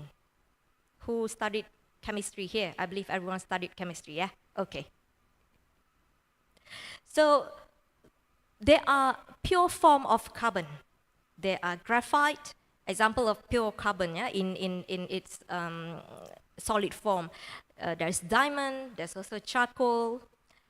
And then the use of pure carbon, you can use the graphite to write, as you can see in your pencil. Also being used in batteries. Diamond is being used in the drill, on the hard rock surface of the earth. Also for jewelry. Charcoal, well, when you have stomach ache, definitely you get this bit of charcoal. And then for barbecue, you get charcoal. This is the usage of carbon. Are this carbon dangerous? Is this the one that you need to reduce? No, not this, not this. Okay, carbon exists in many forms. I try to be quick because I have quite a number of slides, but they're all images, yeah? Okay, so carbon exists in solid, liquid, and gas form. So in solid form, like I mentioned just now, you have the pure carbon, you have alloy, you have dry ice. However, in terms of liquid, you have acetic acid, those you use in your cooking. You also have ethanol. And in the form of gas, you have carbon dioxide, monoxide, methane, and so many other gases. They appear, this carbon appears in many forms. Okay. So what is so dangerous about carbon? I even received this question when I gave a talk out there to the public. When I said carbon is dangerous, low carbon, etc., and then I received this question, do I have to stop writing using pencil because pencil contains graphite, and graphite is carbon? Do I have to throw my pencils away? I said, no, that is not the issue. What is the relation between carbon and the climate change? Okay, let us have a quick flashback. Form of carbon, solid, liquid, gas. Which one is the dangerous one? The one I highlighted in red. That one. That one is our enemy. Carbon dioxide. So when you hear the word low carbon here, low carbon there, it means low carbon dioxide. So low carbon means low carbon dioxide. So why only carbon dioxide is the issue and not other gases? Why not carbon monoxide? Why not whatever else carbon? Why not methane? Okay. The reason is because of the greenhouse effect. Okay, greenhouse, yeah, rumah hijau, greenhouse. So greenhouse is not this greenhouse, not this rumah hijau, your school sports day. No, not this one, not this one. It is also does not mean a house painted in green. No, a greenhouse is referring to this structure that is used for agricultural activities. There are a number of types of greenhouse. One is made of glass, you have from PTFE films and so many other materials out there with one purpose. Okay, that is to install heat, to trap heat inside that greenhouse so that the crops inside can grow as usual despite whatever climate is out there. So this greenhouse is usually being used in cold climate countries because they need heat. For our countries, Malaysia, Indonesia, and Thailand, we do not need this greenhouse, to be honest, because we receive a large number of heat every day, every single day. Of course, at highlands, we do use this greenhouse, but not at the lower lands. Okay, aside from that, it is to maintain humidity for the crops, and it is required for the photosynthesis and growth, yeah? So this is how greenhouse work. When you have this material, glass, or what you call it, PTFE layers, heat entering the greenhouse at 100%, then the heat will get trapped with this material. It will not get released 100%. So the heat loss will perhaps be about 50%. The remaining heat being trapped. This is how the greenhouse works. And if you increase the thickness of the greenhouse wall, you will get heat trapped more than the thinner glass. The thicker the glass, the more heat will be trapped. That's the rule of thumb. Okay, the way greenhouse works is similar to our planet. Okay, this is the cross-section of our planet. We have the atmosphere, we have the earth crust, the mantle, and the earth core. Do you know whether our planet also has this heat-trapping layer? Yes, it does. It is the atmosphere. This is our heat-trapping layer, similar to the one that the greenhouse has. There are many types of gas in the atmosphere.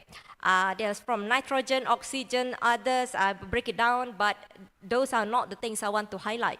Okay, I want to highlight about one particular gas. Do all of these gases in the atmosphere, do they trap heat? The answer is no. Oxygen does not trap heat. Nitrogen does not trap heat. So what are the criteria of the gas that trap heat? This is the criteria. It has more than 2 different atoms, or it has more than 3 atoms. These heat-trapping gas are known as greenhouse gas. These are the greenhouse gas. So out of all the gases exist in the atmosphere, which one are the heat-trapping gas? The answer is those I highlighted in red. Carbon dioxide, methane, ozone, nitrous oxide, CFC, and water vapor, because they fit the criteria just now to trap heat. Out of all these gases, carbon dioxide is the highest. When we increase the amount of this gas in our atmosphere, the more heat will be trapped in our planet. So that is the reason why we need to reduce the number of carbon dioxide so that the Earth will reduce its temperature by its own. The heat will get released to the outer space. Okay? So the name greenhouse gas is taken from the character of these gases being similar to a greenhouse, which is to trap heat. So is this heat trapping layer in the atmosphere good or a bad thing? Is it good to have this heat trapping layer surrounding our atmosphere? The answer is yes and no. Yes, this heat trapping layer is good if the thickness of the layer is as per originally created by the creator. Whatever that the God has given us, that is the best. The problem comes when we increase the number of heat trapping gas inside the atmosphere. This is the problem. Okay. Without this heat trapping layer, 100% of heat emitted to or from the Earth will be living into the outer space. So the world will be very cold and not suitable for living. So that is why this layer is good if it is in the correct amount. However, it is not good if the thickness of the layer exceeds what it should have been, causing the Earth temperature to rise because it traps heat. And when it traps heat, climate change happens. When climate change happens, there's a rise of seawater. And what will happen is that natural disaster, it will end up to there. So why only CO2 being the issue and not other greenhouse gases? There are many reasons. Because out of all of the greenhouse gases, CO2 is the one that we produce the most. We do not produce methane every day. We do not produce carbon monoxide every day, but we produce CO2 in every single thing that we do, even by just living. You, living here, you produce CO2. What about all the lightings here? It produces CO2. The power that we use, we charge our phone, this microphone that I'm holding, this TV, every single one in this room producing CO2. We do not produce methane. I don't produce methane. You see the problem? CO2, that is why everyone is talking about low carbon, because CO2 is the enemy. Okay, so I just want to show you what happens in the next 10 years and 20 years. For the last 10,000 years before the Industrial Revolution, you see the Industrial Revolution, we found the new technology of having this steam train, and then we have so many inventions was made during the Industrial Revolution. So the amount of carbon dioxide in the atmosphere up to the Industrial Revolution was consistent. After Industrial Revolution, the amount has increased, you see, from 320 ppm up to 420 ppm, parts per million, yeah? So since 50 years ago, the Earth temperature has risen 0.13 degrees Celsius per decade. So up to now, the temperature has risen 0.65 degrees Celsius. And predicted by the scientists in the next 20 years, it will increase to 0.2 degrees Celsius per decade. Do you want to live in this kind of planet? Of course you don't want to. Those of you who lived back in the 70s or the 60s always complain, why long time ago the climate was so cold? I had to go to school wearing jacket, but my children today cannot even wear a jacket. They have to wear singlet to go to school because it's very hot. Why does this happen? Because of this. The climate change. The temperature increased because of all of you. All of us. Okay. So therefore, the emission of CO2 must be reduced. Low carbon means low CO2. Anyone has a question so far? Okay, everyone is clear? Why? What is this low carbon? Yeah? Okay, so let me proceed. The global CO2 emission by sector. So you can see from this table, this is by the IEA, yeah? 2023. Out of all this, tak nampak lah pula. Sorry, I can't see. Okay. Out of all this sector, power, industry, transport, and buildings, the highest is CO2 emission is by power plant. We use electricity. We use the power. Kuasa, we use power. So, and then followed by the industry, number 3, transport, and lastly, building. So as an architect, I feel a bit safe, yeah. Because we are the last one. Anyhow, transport is number 3, which is what I'm going to touch a bit today. So let us together reduce the emission of CO2 and make the green cities agenda plausible. Not just talking, but start doing. I want to quote again from Surah Al-Baqarah, verse 195. In the name of God, the most gracious and the most merciful, and do not throw yourself with your own hands into destruction. And what we are doing now is we are throwing ourselves into self-destruction. We are destroying ourselves, destroying our planet, and leaving nothing for the future generation. Next, a bit on sustainable mobility. Okay, referring back to this graph, yeah, we have transport at the third place, highest CO2 emission by sector, 2019 to 2022. So what is sustainable mobility? People talking about this, sustainable mobility here and there. Of course, we all understand, but people out there, do they understand? They don't.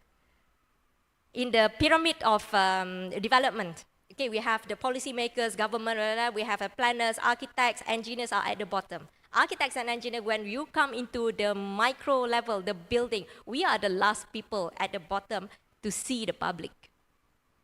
And when we see the public, they have no idea what are we talking about in this room. No idea at all, except for those who are, having a very good awareness of what's going on around the world. Of course, they do. Okay, so what is sustainable mobility? Okay, I want to ask you this very easy question. Which mode of transportation produced the highest amount of CO2 emission? Any idea? Which mode of transportation? Perhaps some of you might have taken this mode of transportation to come here. Motor? No. Car? No. Hey. Aeroplane, yes, aeroplane, it is.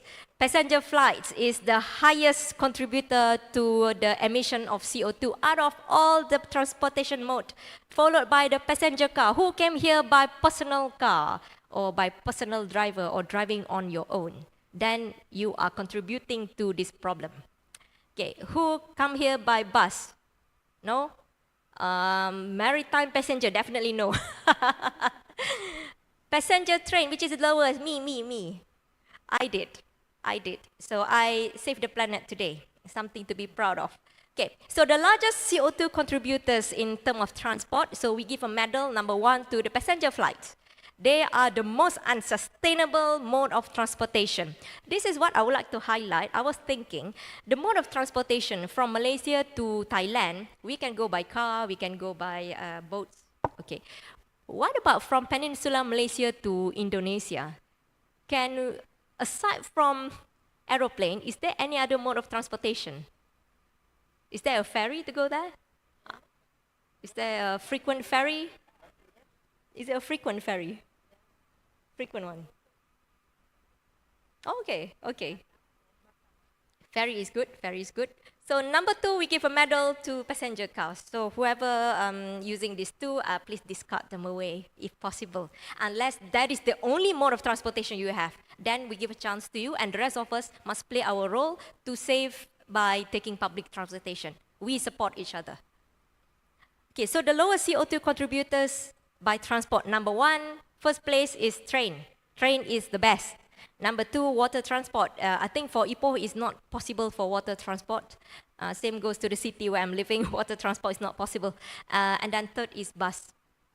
Okay, how to practice sustainable mobility. Of course, we can preach about all this. Yeah, you have to do carpooling. When public transport is not available, we can preach, consider purchase electric car. Like, who wants to listen to that?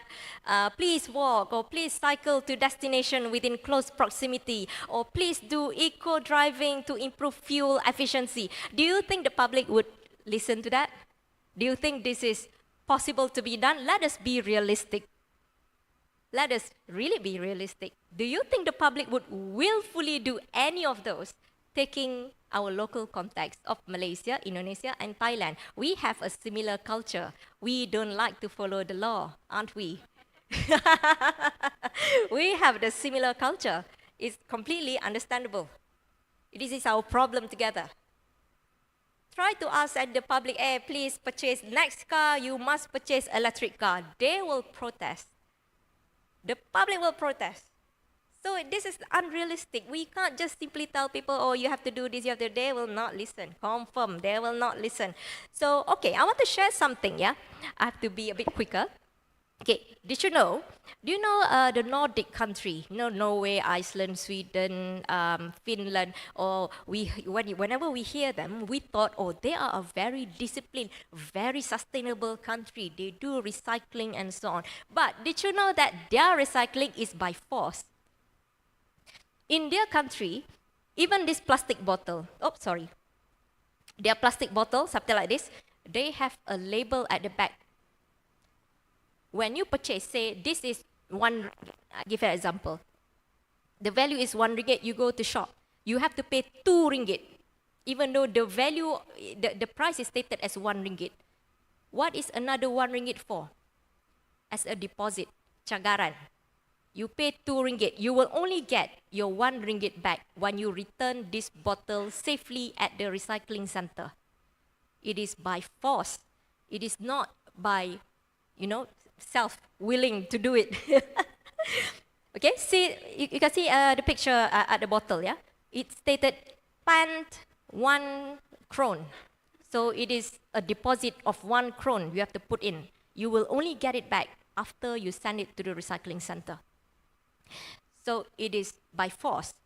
What about in Japan? In Japan, they try to do this deposit system. but it failed miserably. All these machines that they put, at the recycling center for people to return the bottle failed. Because the Japanese people, they do it willingly. They did not expect for any return. They return this bottle to the recycling center, and all these machines are just a waste of time. They don't even go to all these machines to claim anything, because they were educated from childhood. I had the first-hand experience since the day I can remember, recycling. Since I was 3, I went to kindergarten. It was being taught from very young. So I think this is the reason why, when they became adults, they simply recycle on their own will, without, you have to, show money, hey, you recycle, you get money. They don't even look at that. Strict law is what we need to do. Strict law works. Raising awareness works. However, it takes longer time than implementing law by force. Okay, encouraging sustainable mobility in green cities at micro level. I come to quite the end of my presentation. Okay, how to encourage this sustainable mobility? By small intervention at micro level, which is through building. I want to talk about green building certification using green rating tool. I believe every single one of you have received the Green Building Index booklet, GBI, yeah? Have you received that? Okay, that's good. GBI is a green rating tool developed by PAM, Malaysian Institute of Architects, together with our friend ACEM, the Association of Consulting Engineers Malaysia. So we developed the formula. So green rating tools, there are many in Malaysia. One of it is, of course, GBI, okay, Green Building Index, developed by PAM and ACEM. Then we also have Green Real Estate, Green RE, developed by REDA. We have Green Performance Assessment, Green Pass by CIDB. Then we have MyCREST by JKR, and so many other green rating tools. But since I'm from PAM, I'm going to talk about GBI. I'm not going to touch about others because this is what we developed. Okay, so this green rating tool is to measure the building level of green. How green is your building? How are you going to know? For example, how green is this building? Oops, what is this? Okay, how green is this building? Can anyone tell? You cannot tell. You have no idea what is the mark that you can give. But this green rating tool, such as GBI, is able to tell you what is the level of greenliness. I don't know what to pronounce it, but the level of green of that particular building. Okay, so the certification is not mandatory. It is not stated in any law that you have to get, you have to get GBI, you have to get MyCREST. There's no such thing in Malaysian law. Okay, assessment is made by certified consultant. For example, like GBI, we have GBI facilitator. And for Green RE, they have Green RE manager. They are the one who are doing the assessment. And certificate issued based on marks or rating. For example, like GBI, we have platinum, gold, silver, and certified. Okay. Green rating tool abroad, we have BREEAM, Cash B, Green Star. This one are all a broad system. But in Malaysia are the ones that I showed on the screen just now. Yeah. So let's get back to GBI, yeah, Green Building Index. Yeah. It is established by PAM and ACEM, and this is the GBI rating. You have the marks, and then you have the rating. So like I mentioned just now, PAM building, yeah, our PAM center is 86 to 100 points. So because we get platinum. Okay, you can read further in the booklet that I provided to you. Okay, so GBI tools, you can do the assessment in terms of residential, non-residential, industrial, township, and also interiors. I want to share a bit about GBI rated building. Okay, for example, we have our PAM center. You are all welcome to come and visit our building, yeah, in Bangsa, Kuala Lumpur. This is platinum GBI rated building. Other than that, we also have PKNS headquarters in Shah Alam. This one is also a platinum GBI rated building. University Technology Sarawak in Cebu. This is GBI Platinum. I think this is the first IPTA, the first university in Malaysia with GBI Platinum rated. Yeah. Okay. So the assessment criteria for GBI. Yeah. Okay. You can see there are many criteria. We have water efficiency, energy efficiency. Then we have materials, resources, sustainable site planning, management, and we also have the points for transportation. The one I highlighted in red, okay, that criteria, we also have marks for it. Okay. So I'm going to share a bit on sustainable mobility case study at PAM Center, what we did to increase sustainable mobility. This is PAM Center, the home of Malaysian Institute of Architects, and like I said, it is GBI Platinum certified. Okay, did you know that at PAM Center, we have a limited number of car parks? Very little. Our building can occupy up to 1,000 people at any one time, but the number of parking that we have is perhaps around, for the public parking, perhaps around 15 car parks for public. So out of these 15 car parks for the public, they are only for electric vehicles. They are only for carpool. You can see put carpool only. If you come as an individual, you cannot park in our building. We will chase you away. Cannot. And for disabled, only for these 3. Other than that, if you drive individually, please park somewhere else. You have to pay the penalty, whereby you have to go for the payable parking lots. Okay. By doing this, by implementing this strict law in our building, okay, we have, weekly seminars, talk, webinars, meeting, events, in our building every week. Logically, by imposing something like this, it will chase people away from our building. People will not come. But what happened is actually the opposite. We have full house events every week, every month. Whenever we do seminar, full house, people still come. How did this happen? Because of what we implemented. We want to force everyone visiting our building to take public transport. So that is the location of our building, and you can see there are multiple points of LRT station, train station within 1 kilometer. We force people to walk 1 kilometer. Also, there's a nearest bus station 500 meters away. We force people to walk by, putting some restriction on our parking lots. Only for number 1, carpool, number 2, electric car, number 3, people with disability. That's all. Even our staff is being transported by van every single day. Carpooling. That is what we encourage. We practice what we preach. And does this micro intervention at a building level works? The answer is yes, it works. It has gradually, slowly, but surely, slowly, very slow. It took quite some time for people to get this idea. It has gradually become a culture to PAM Center visitors. Those people coming into our building now, they take public transport. They already knew it's very difficult to get a parking. They come by carpooling. They come by bus. And it works. So lastly, about challenges in implementing at national and regional level. What are the challenges? Number 1, educating our public. This is very difficult. The only people can do this are those with the knowledge, who can reach and speak with people out there, the public. Because social mobility is a collective effort. Like I said just now, perhaps our mayors from Pekanbaru came here by aeroplane. So a collective effort, we have to assist him because he has taken the carbon footprint. So we reduce our carbon footprint by taking public transport. We work together. Only those really need to take the aeroplane should go on the aeroplane. For example, if you want to go to New York, it is very not viable for you to take a bus. No way. It is very not viable for you to take a sampan or a boat. You have to go by aeroplane. Fine, you go by aeroplane. But the rest of us, we do our part by helping our friend by taking public transportation. So social mobility is... You have another like 3 to 5 minutes. 3 to 5 minutes, all right. Okay, so social mobility is a collective effort, But I put a very small here. This is a difficult task as nurturing a culture is best to start at young. All of us here are already too late to start at young because we are no longer young. So perhaps the local government can think of a formula how to impose this on rebong. Melentur beluh biarlah dari rebongnya. Buluh. Kita dah jadi buluh. We are too late already, but something for you to think. Not at my level, but at the implementers level. How to educate this from the very beginning.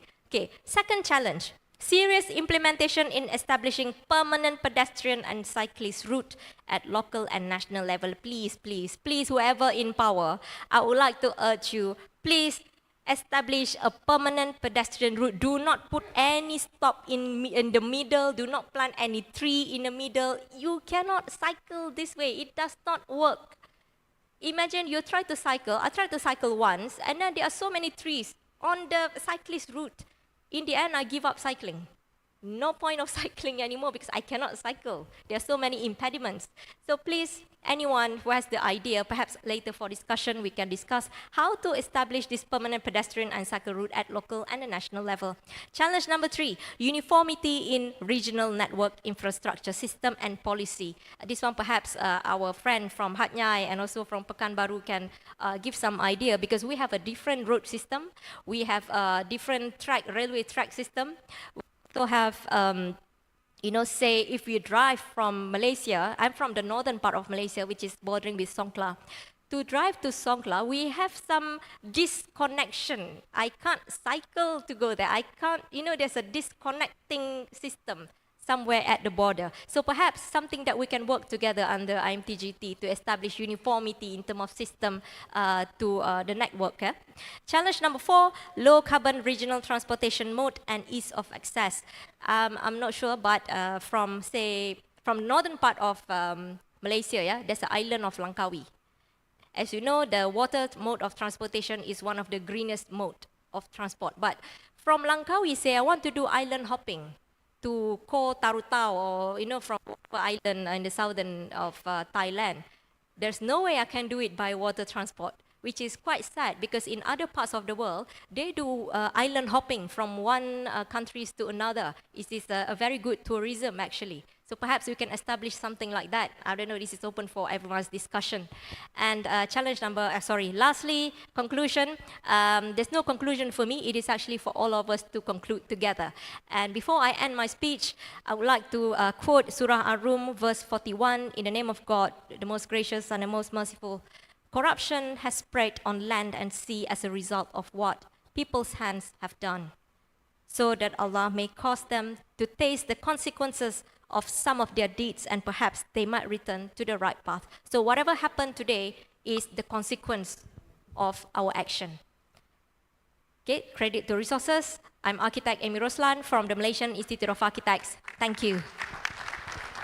Thank you, Architect Aimi, and thank you to all the panelists. I think we need to allow for the audience to have the privilege to ask questions to the panelists. I'm sure they have all the burning questions that they want to ask all the panelists, I hope.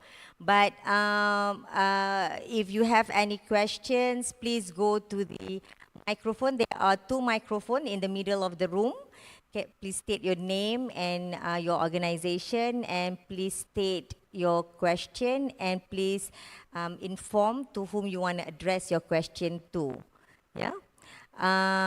Anyone from the audience? Please. Oh yes, we have our invited guest here. Can someone? Yeah, thank you.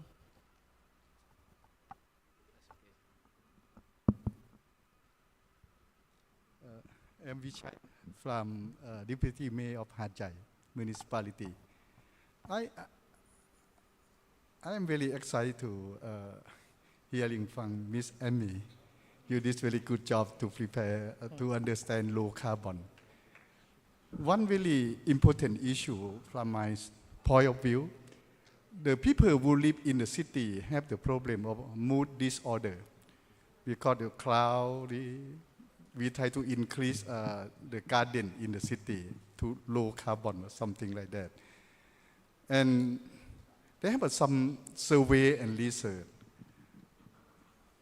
Try to compare people who live in the city and the people who live in the rural area. Mood disorder that's caused depression, boring, and sometimes commit suicide. It's not a disease, but we feel frustrated. Day by day, not calm inside. Sometimes we need to go to the jungle or to the forest. So I have a question that if we can link about clean city, low carbon, and move forward by individual to have a collective action that you mentioned. Look like you try to point out to the younger generation, to the student in the school, something like that.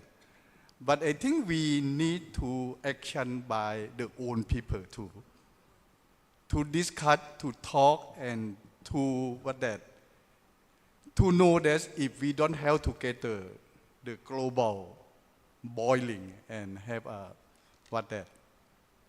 the tsunami or flooding, landslide, the climate change is very important issue. So I think we need to link together, and then we need to learn from one city to another city. Similar, we talk about the Imt-Gt Green City Council. In Thailand, we try to invite about 44 cities to discuss and to have a plan, we call the action plan for the local action plan by the municipality. Thank you very much. Thank you, sir. Any response from the panel, Architect Aimi?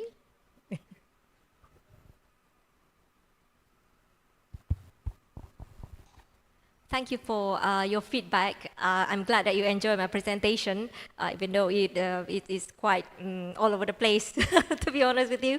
I completely agree with you. This is a collective effort. We aside from, of course, those who are young, it's actually easier for them to adapt to this idea of, low carbon, to do something to save planet Earth.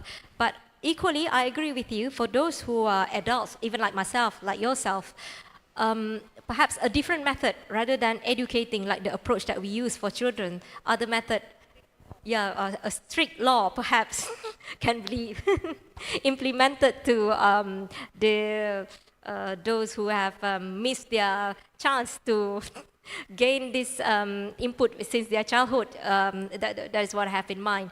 Even though it sounds inhumane, but we have to think of a greater good, which is to save the planet. If you don't impose anything, a law, for example, I think that the law is already there. The law is definitely always there. It's just that the imposition of the law, the implementation of the law to the public, whether this can create awareness or otherwise.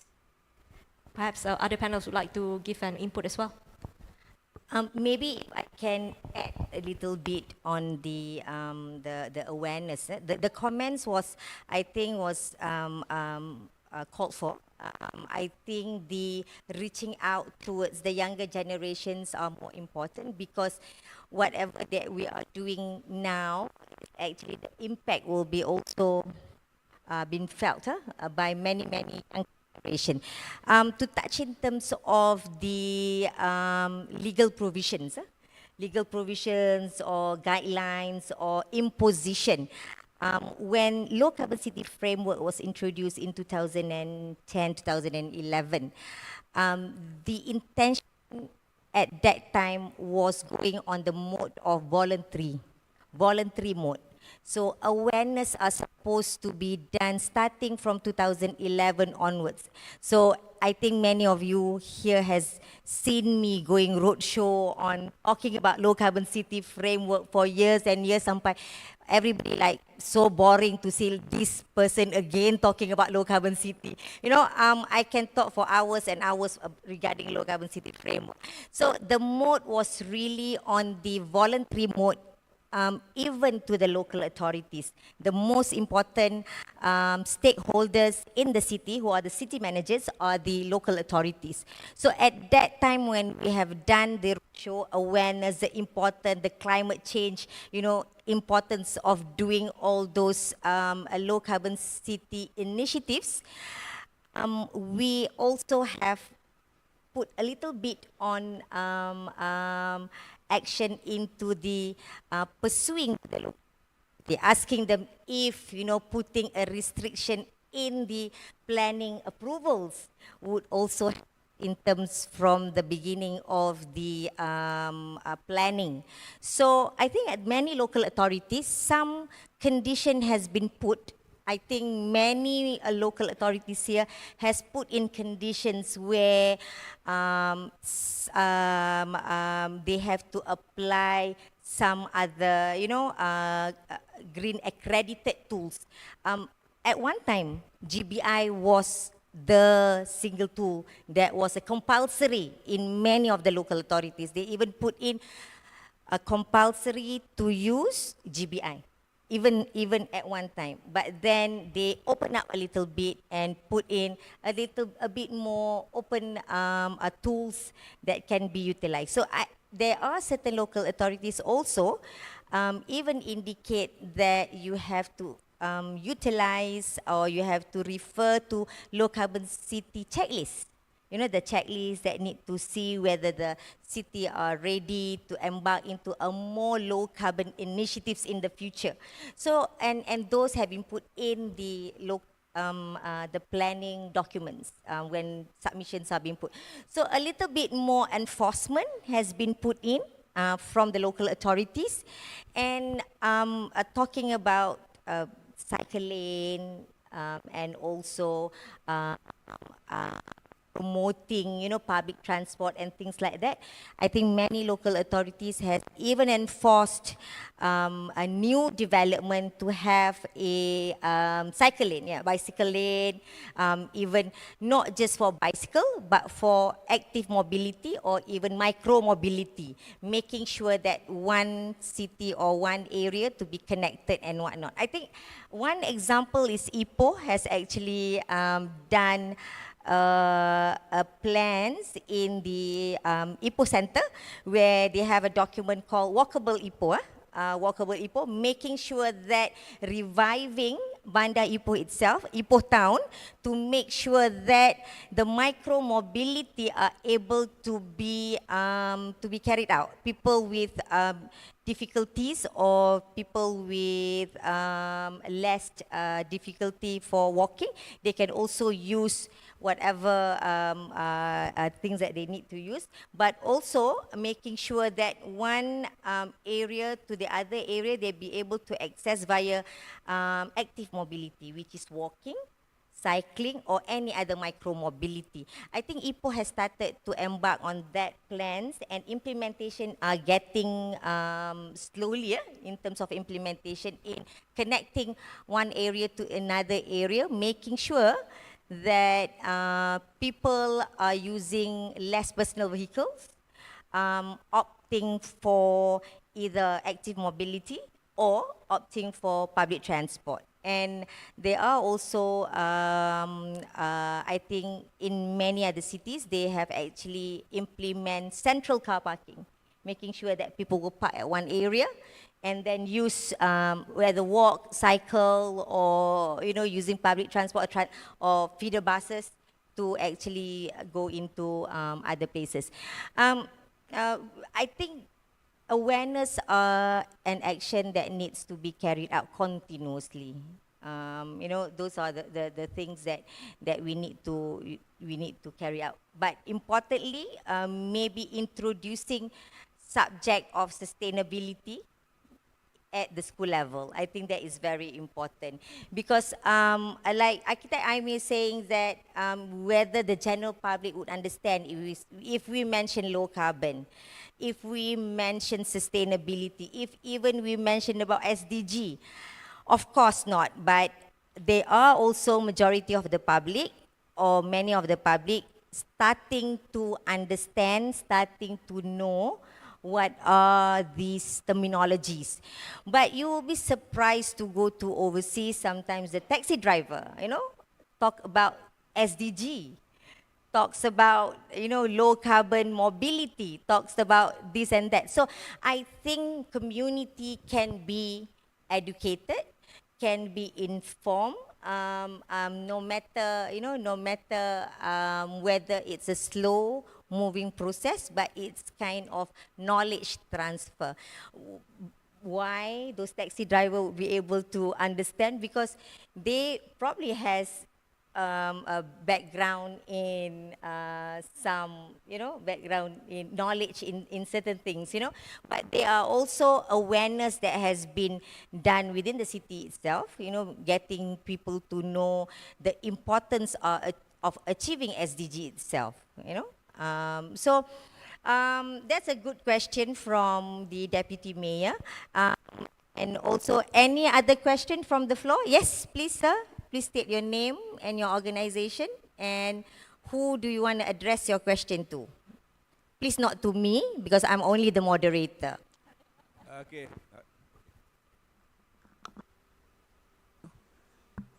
Testing. Okay, Assalamualaikum dan selamat datang salam Malaysia Madani. Okay, saya nak tanya soalan kepada Aimi Chang.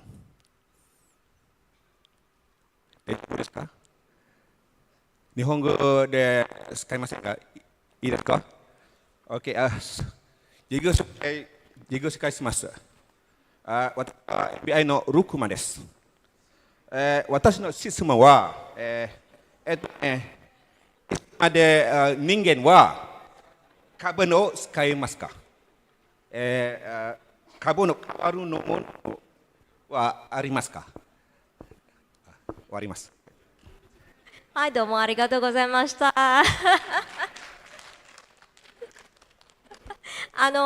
ルクマンさん、この質問は、英語。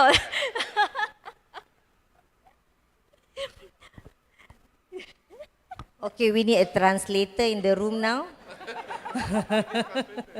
Organizer, we need a translator here badly. Arigato gozaimasu. Okay, maybe you want to translate that. We here unable to understand a single thing.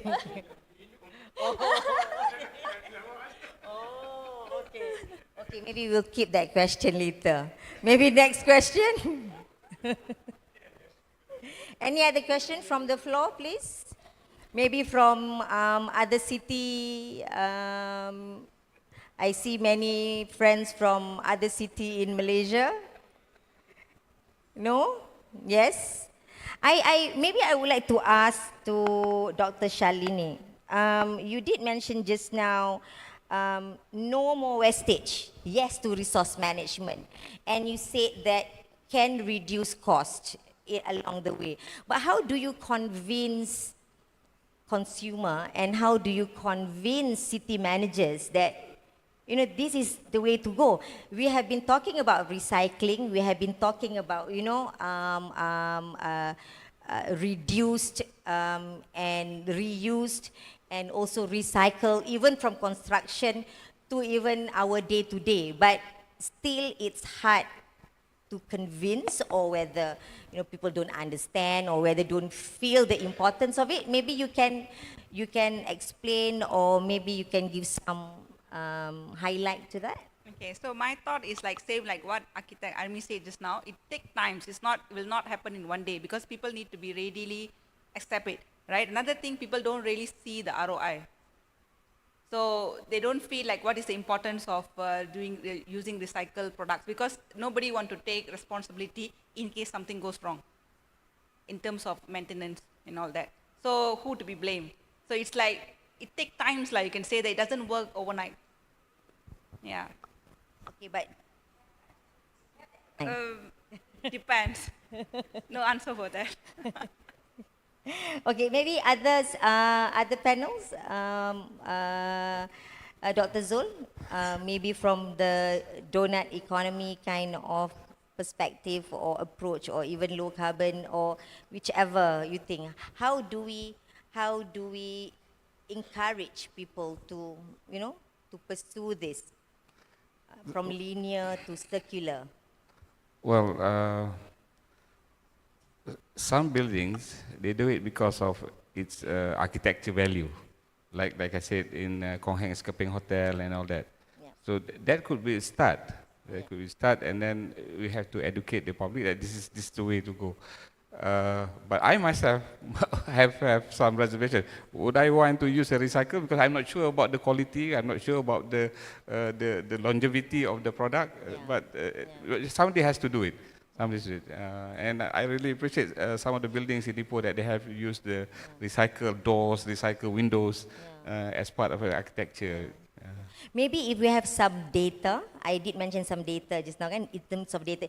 If maybe if we have the data readily made available, saying that if the Sekeping Hotel using the recycled material and coupled with green architectural elements and also passive architecture, where you have you know, natural ventilation, things like that, would reduce the heat within the building, or even would reduce the utilization of aircon, thus reduce the bill, electric bills to the owner, and also probably with that kind of data, it would convince other people to even pursue, But not so much on the data. The people are attracted to trends.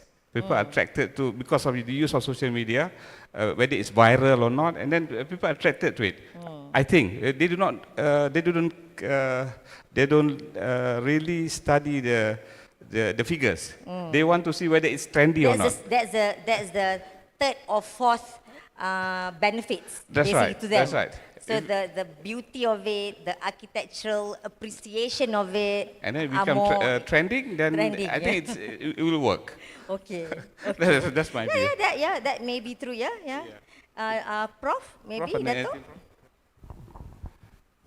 My comment is we shouldn't be too pessimistic when it comes to executing our effort and our strategy to make the city greener. We must focus on the low-hanging fruits. You see, I think certain strategy is quite easy to execute, like green building. You know, it can be using solar energy. You know, they change all the electrical equipments which are more energy saving, things like that. You know, to me that's not that. It's not that difficult. We can get that done easier as compared to when we involve the public, like, you know, cycling. I know people here enjoy cycling, but for exercise, not going to work. Right, even walking. I was telling Dr. Zul just now when I was schooling, I used to walk from Jalan Yang Kalsum to St. Michael's. You know, in the morning, and then I come back. It's okay, but now no more. People don't do that. They, you know, school children nowadays, they don't do that anymore. We also sweat, but we walk. I think human being in the 70s and people nowadays, people sweat, but we were willing to do that by certain reasons, which I think you know, people, but not people nowadays.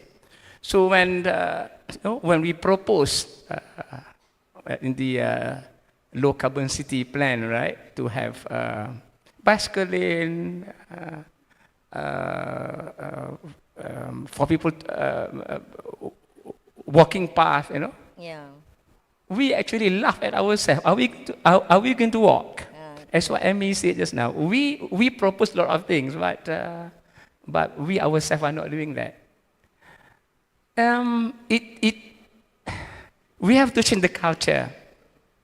As what I said just now, we used to walk from Jalan Yang Kalsum to the main bus station, you know, Jalan Kit, to school and come back, but not nowadays. But we shouldn't be too pessimistic. There are a lot of strategies that we can focus on. Like planting of trees, you know, greening the cities, and then getting the business people involved. I think that can be done quite easily as compared to, you know, when we involve the public. And I agree that the public needs to be educated one of my students wrote a thesis on people's awareness with regard to low carbon city Ipoh. The percentage is very, very low. So that's my only comment. Thank you. Okay, I think what Prof is saying is also important, where strategies, policies, documents, even guidelines, they have already readily from the national level to the state level and even to the local level. However, maybe some implementation, enforcement, and probably buy-in from the public are also quite important. And maybe understanding of the policy itself. You know, the national level policy are very high level policy, and to translate it to the community is probably like physics to certain people, you know, or thesis to a certain people. It cannot be understand by the general public. So maybe the linking up of giving awareness, how translating the policy from the national level or even international level to the local level, you know. We have question from the floor. There's someone is waiting to ask question. Please, sir, state your name and organization and your question, please. Yes, hi. My name is Wei. My profession doesn't quite matter because my question is very general. I work testing. I work locally in Ipoh. Most of my work is in Ipoh. In fact, all of my work is in Ipoh.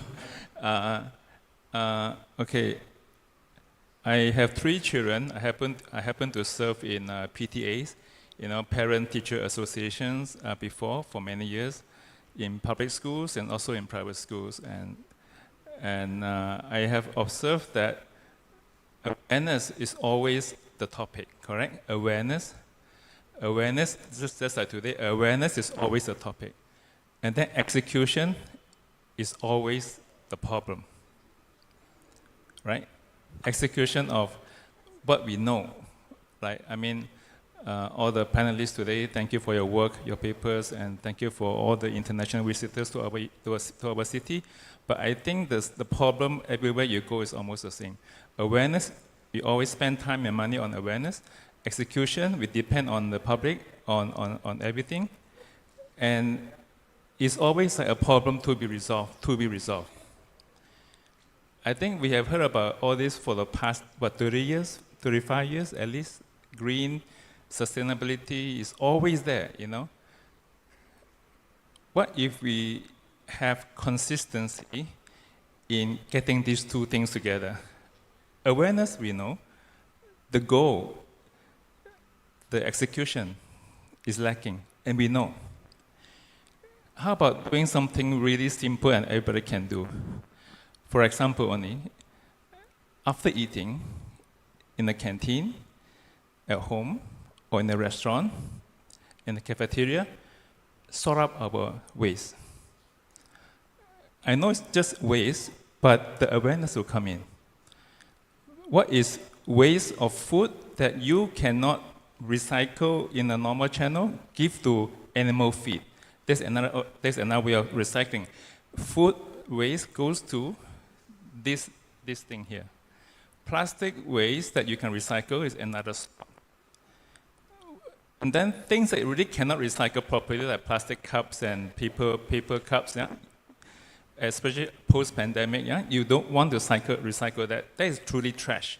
Soaking tissue from your sneezing, yeah? Put in the, totally is waste.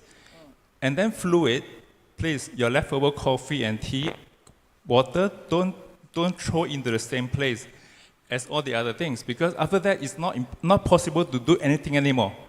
It's just total waste, right? And this is nothing good.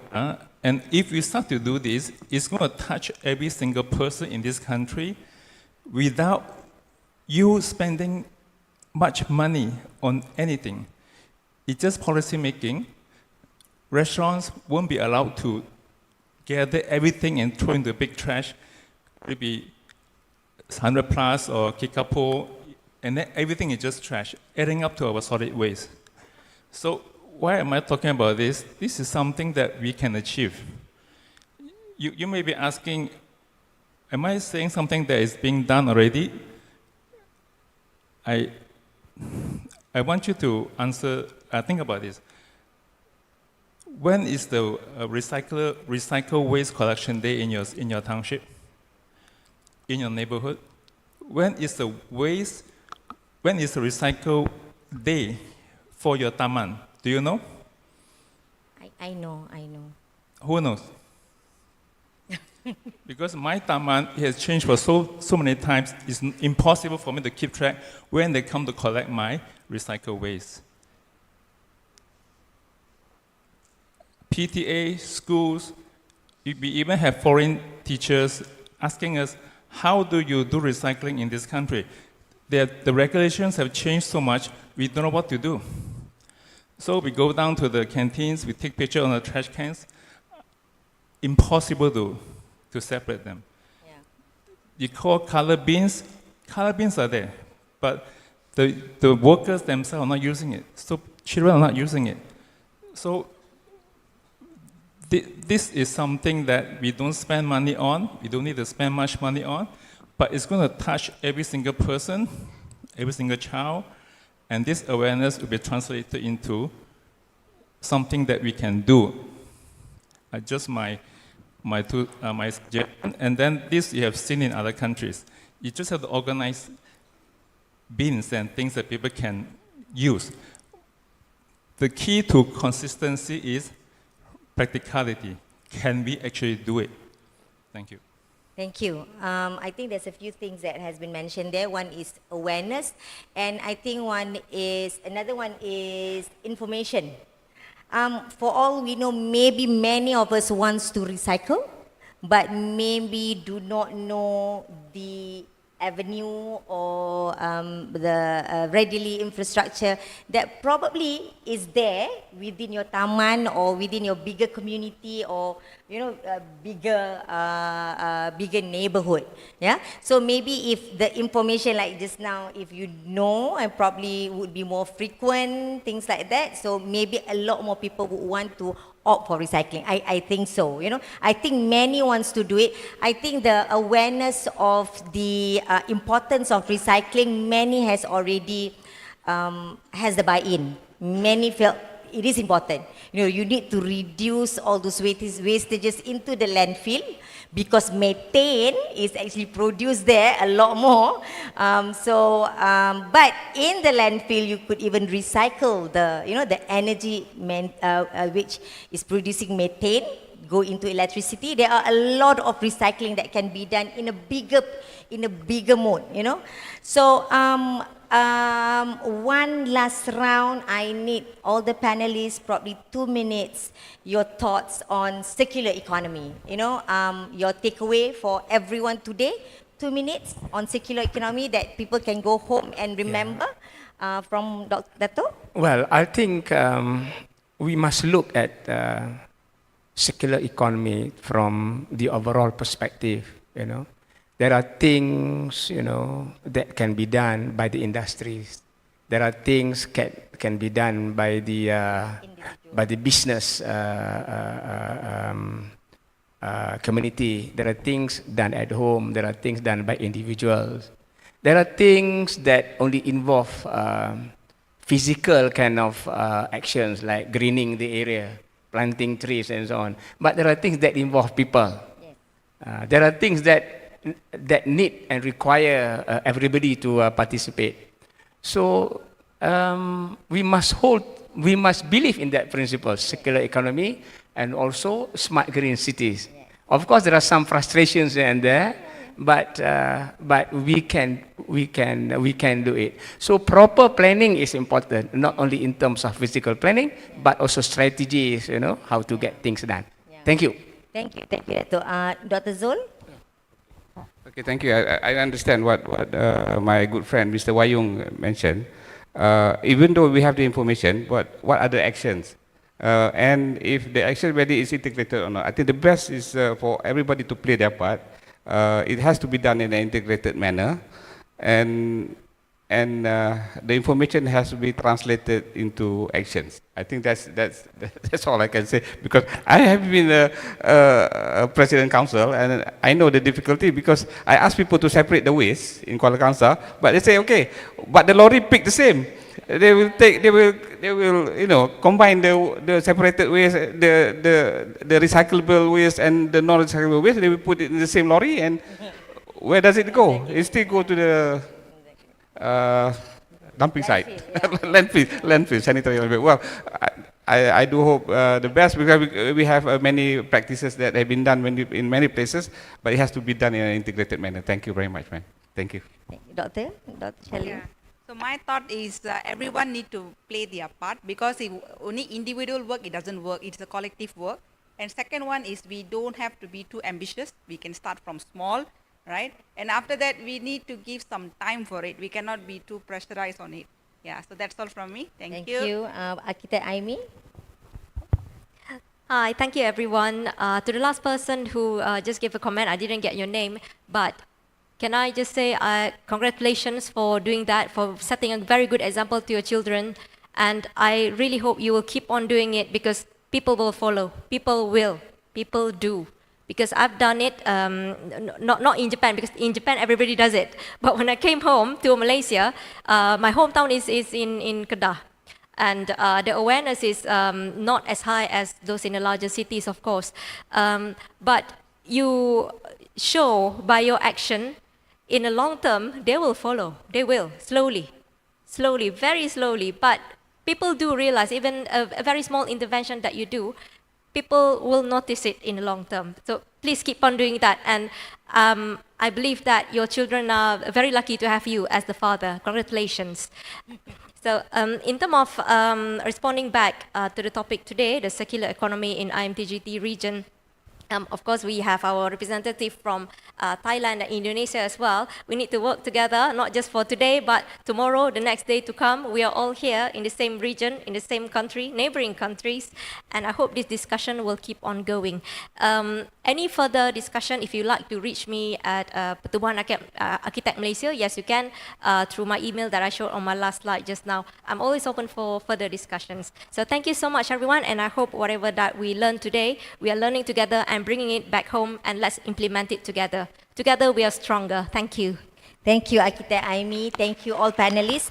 I think importantly, we have to know that our action today are actually a very strong action, that we want to know a lot more in terms of things that brings better to the environment. So whether it's circular economy, whether it's part of low carbon city initiatives, whether it's green city, whether making green city, low carbon city and circular economy under an enabler of a smart city, those are actually actions that we need to understand. What we are trying to do is trying to achieve sustainable development goals. We only have 7 years to go, everyone, and United Nations are calling for accelerating of achievement of sustainable development goals by 2030.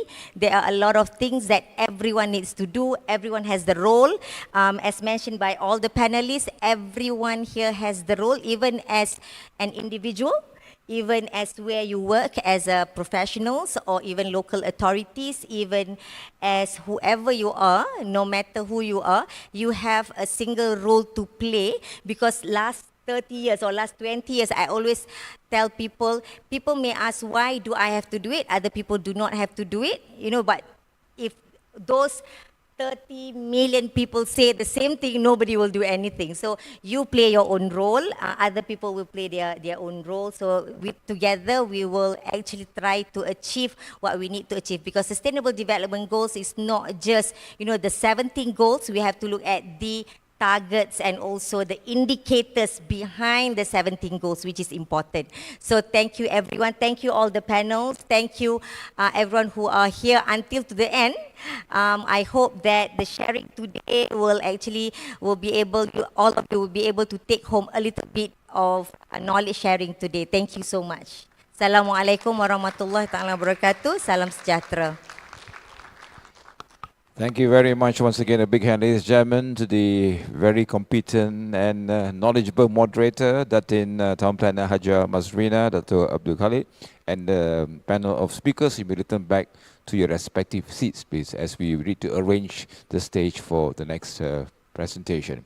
Dipersilakan kembali ke kursi masing-masing. Once again, can we offer a big hand today, of course, true incredible session.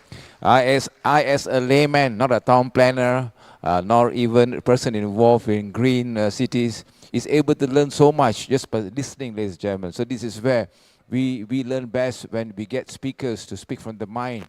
We have also seen the questions asked so relevant about how we're going to ensure that cities together with these people work together hand in hand as a family, as a community together to make it happen, especially important not for us, but for the future generations to come. That's why I keep saying global warming has turned to global boiling. That word really scares me because the past 2-3 months, Dato' Rumaizi, has been really hot, H-O-T. So let's make sure we maintain everything, and this requires everybody's participation. I also agree that the younger generation should be taught because children will follow what their parents and elders do. So it's very important. Okay, right now I think it's time for me to invite our 2 VIPs to be on stage to be given the honor.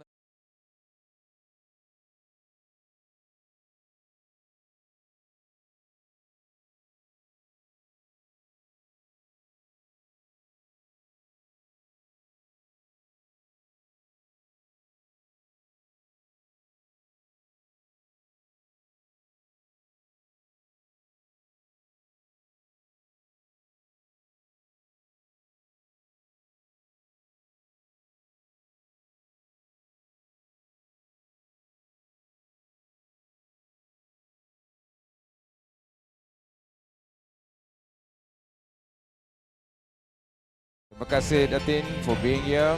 Thank you for imparting your knowledge and handling the session very well. We appreciate, thank you very much, your inputs earlier on. Professor Dr. Abdullah Muhammad Said, the guy very power. Could be small in size, but a voice of a power. Here you go. Thank you, Dato. Your voice is really clear and good for UIT. I'm Perak branch. Thank you. A very able, eloquent, and knowledgeable speaker, touching on many topics, especially about smart green cities and how we're able to ensure continuity. The next speaker is not a stranger. I've known him for a very long time, ladies and gentlemen. Dr. Zulkarnain Muhammad. Thank you very much. He's the CEO of Ipoh Donut Economic Center. The next time I see him, I'll buy him a big, nice donut for ensure that donut goes a long way. Love the name, Dr. Zulkarnain. Keep it up, and we have a lot of things to share. Keep up the good work, sir. Next one, Associate Professor from University of Brahman. We welcome Dr. Shalini San Mangaraja. Let's welcome Dr. Shalini. Thank you, Dr. Shalini, for being here to share your inputs, to present a very incredible speech for all of us to listen to. We appreciate your inputs today. The next speaker is Matt. Matt means make a difference, ladies and gentlemen. She is architect Aimi Roslan, who spoke from a different angle, using very nice simple characters to explain, ladies and gentlemen. She is an MC, a model, an architect. She is everything. Her name is SB, Semua Boleh, Serba Boleh. There you go. That is Aimi Roslan, Chairman of the Pertubuhan Architect Malaysia Social and Community Responsibility Committee. Thank you very much for coming here by train. Okay, to reduce the low carbon figure. Okay. Thank you once again very much to the incredible, hardworking Mayor of Ipoh City. Thank you very much to Rumaizi Baharin, Elias Badau, and together, of course, with Dr. Vichai Kanchanasuwon, Deputy Mayor of Hat Yai City Municipality, Kap Kun Kap. Thank you very much. We have come to the end of the session, ladies and gentlemen. Smart Green Cities, Unlocking Circular Economy. Before you leave, you want to speak to the speakers, you may do so. Do not leave behind your handphones. Don't leave behind your handbags. It's very important for you to ensure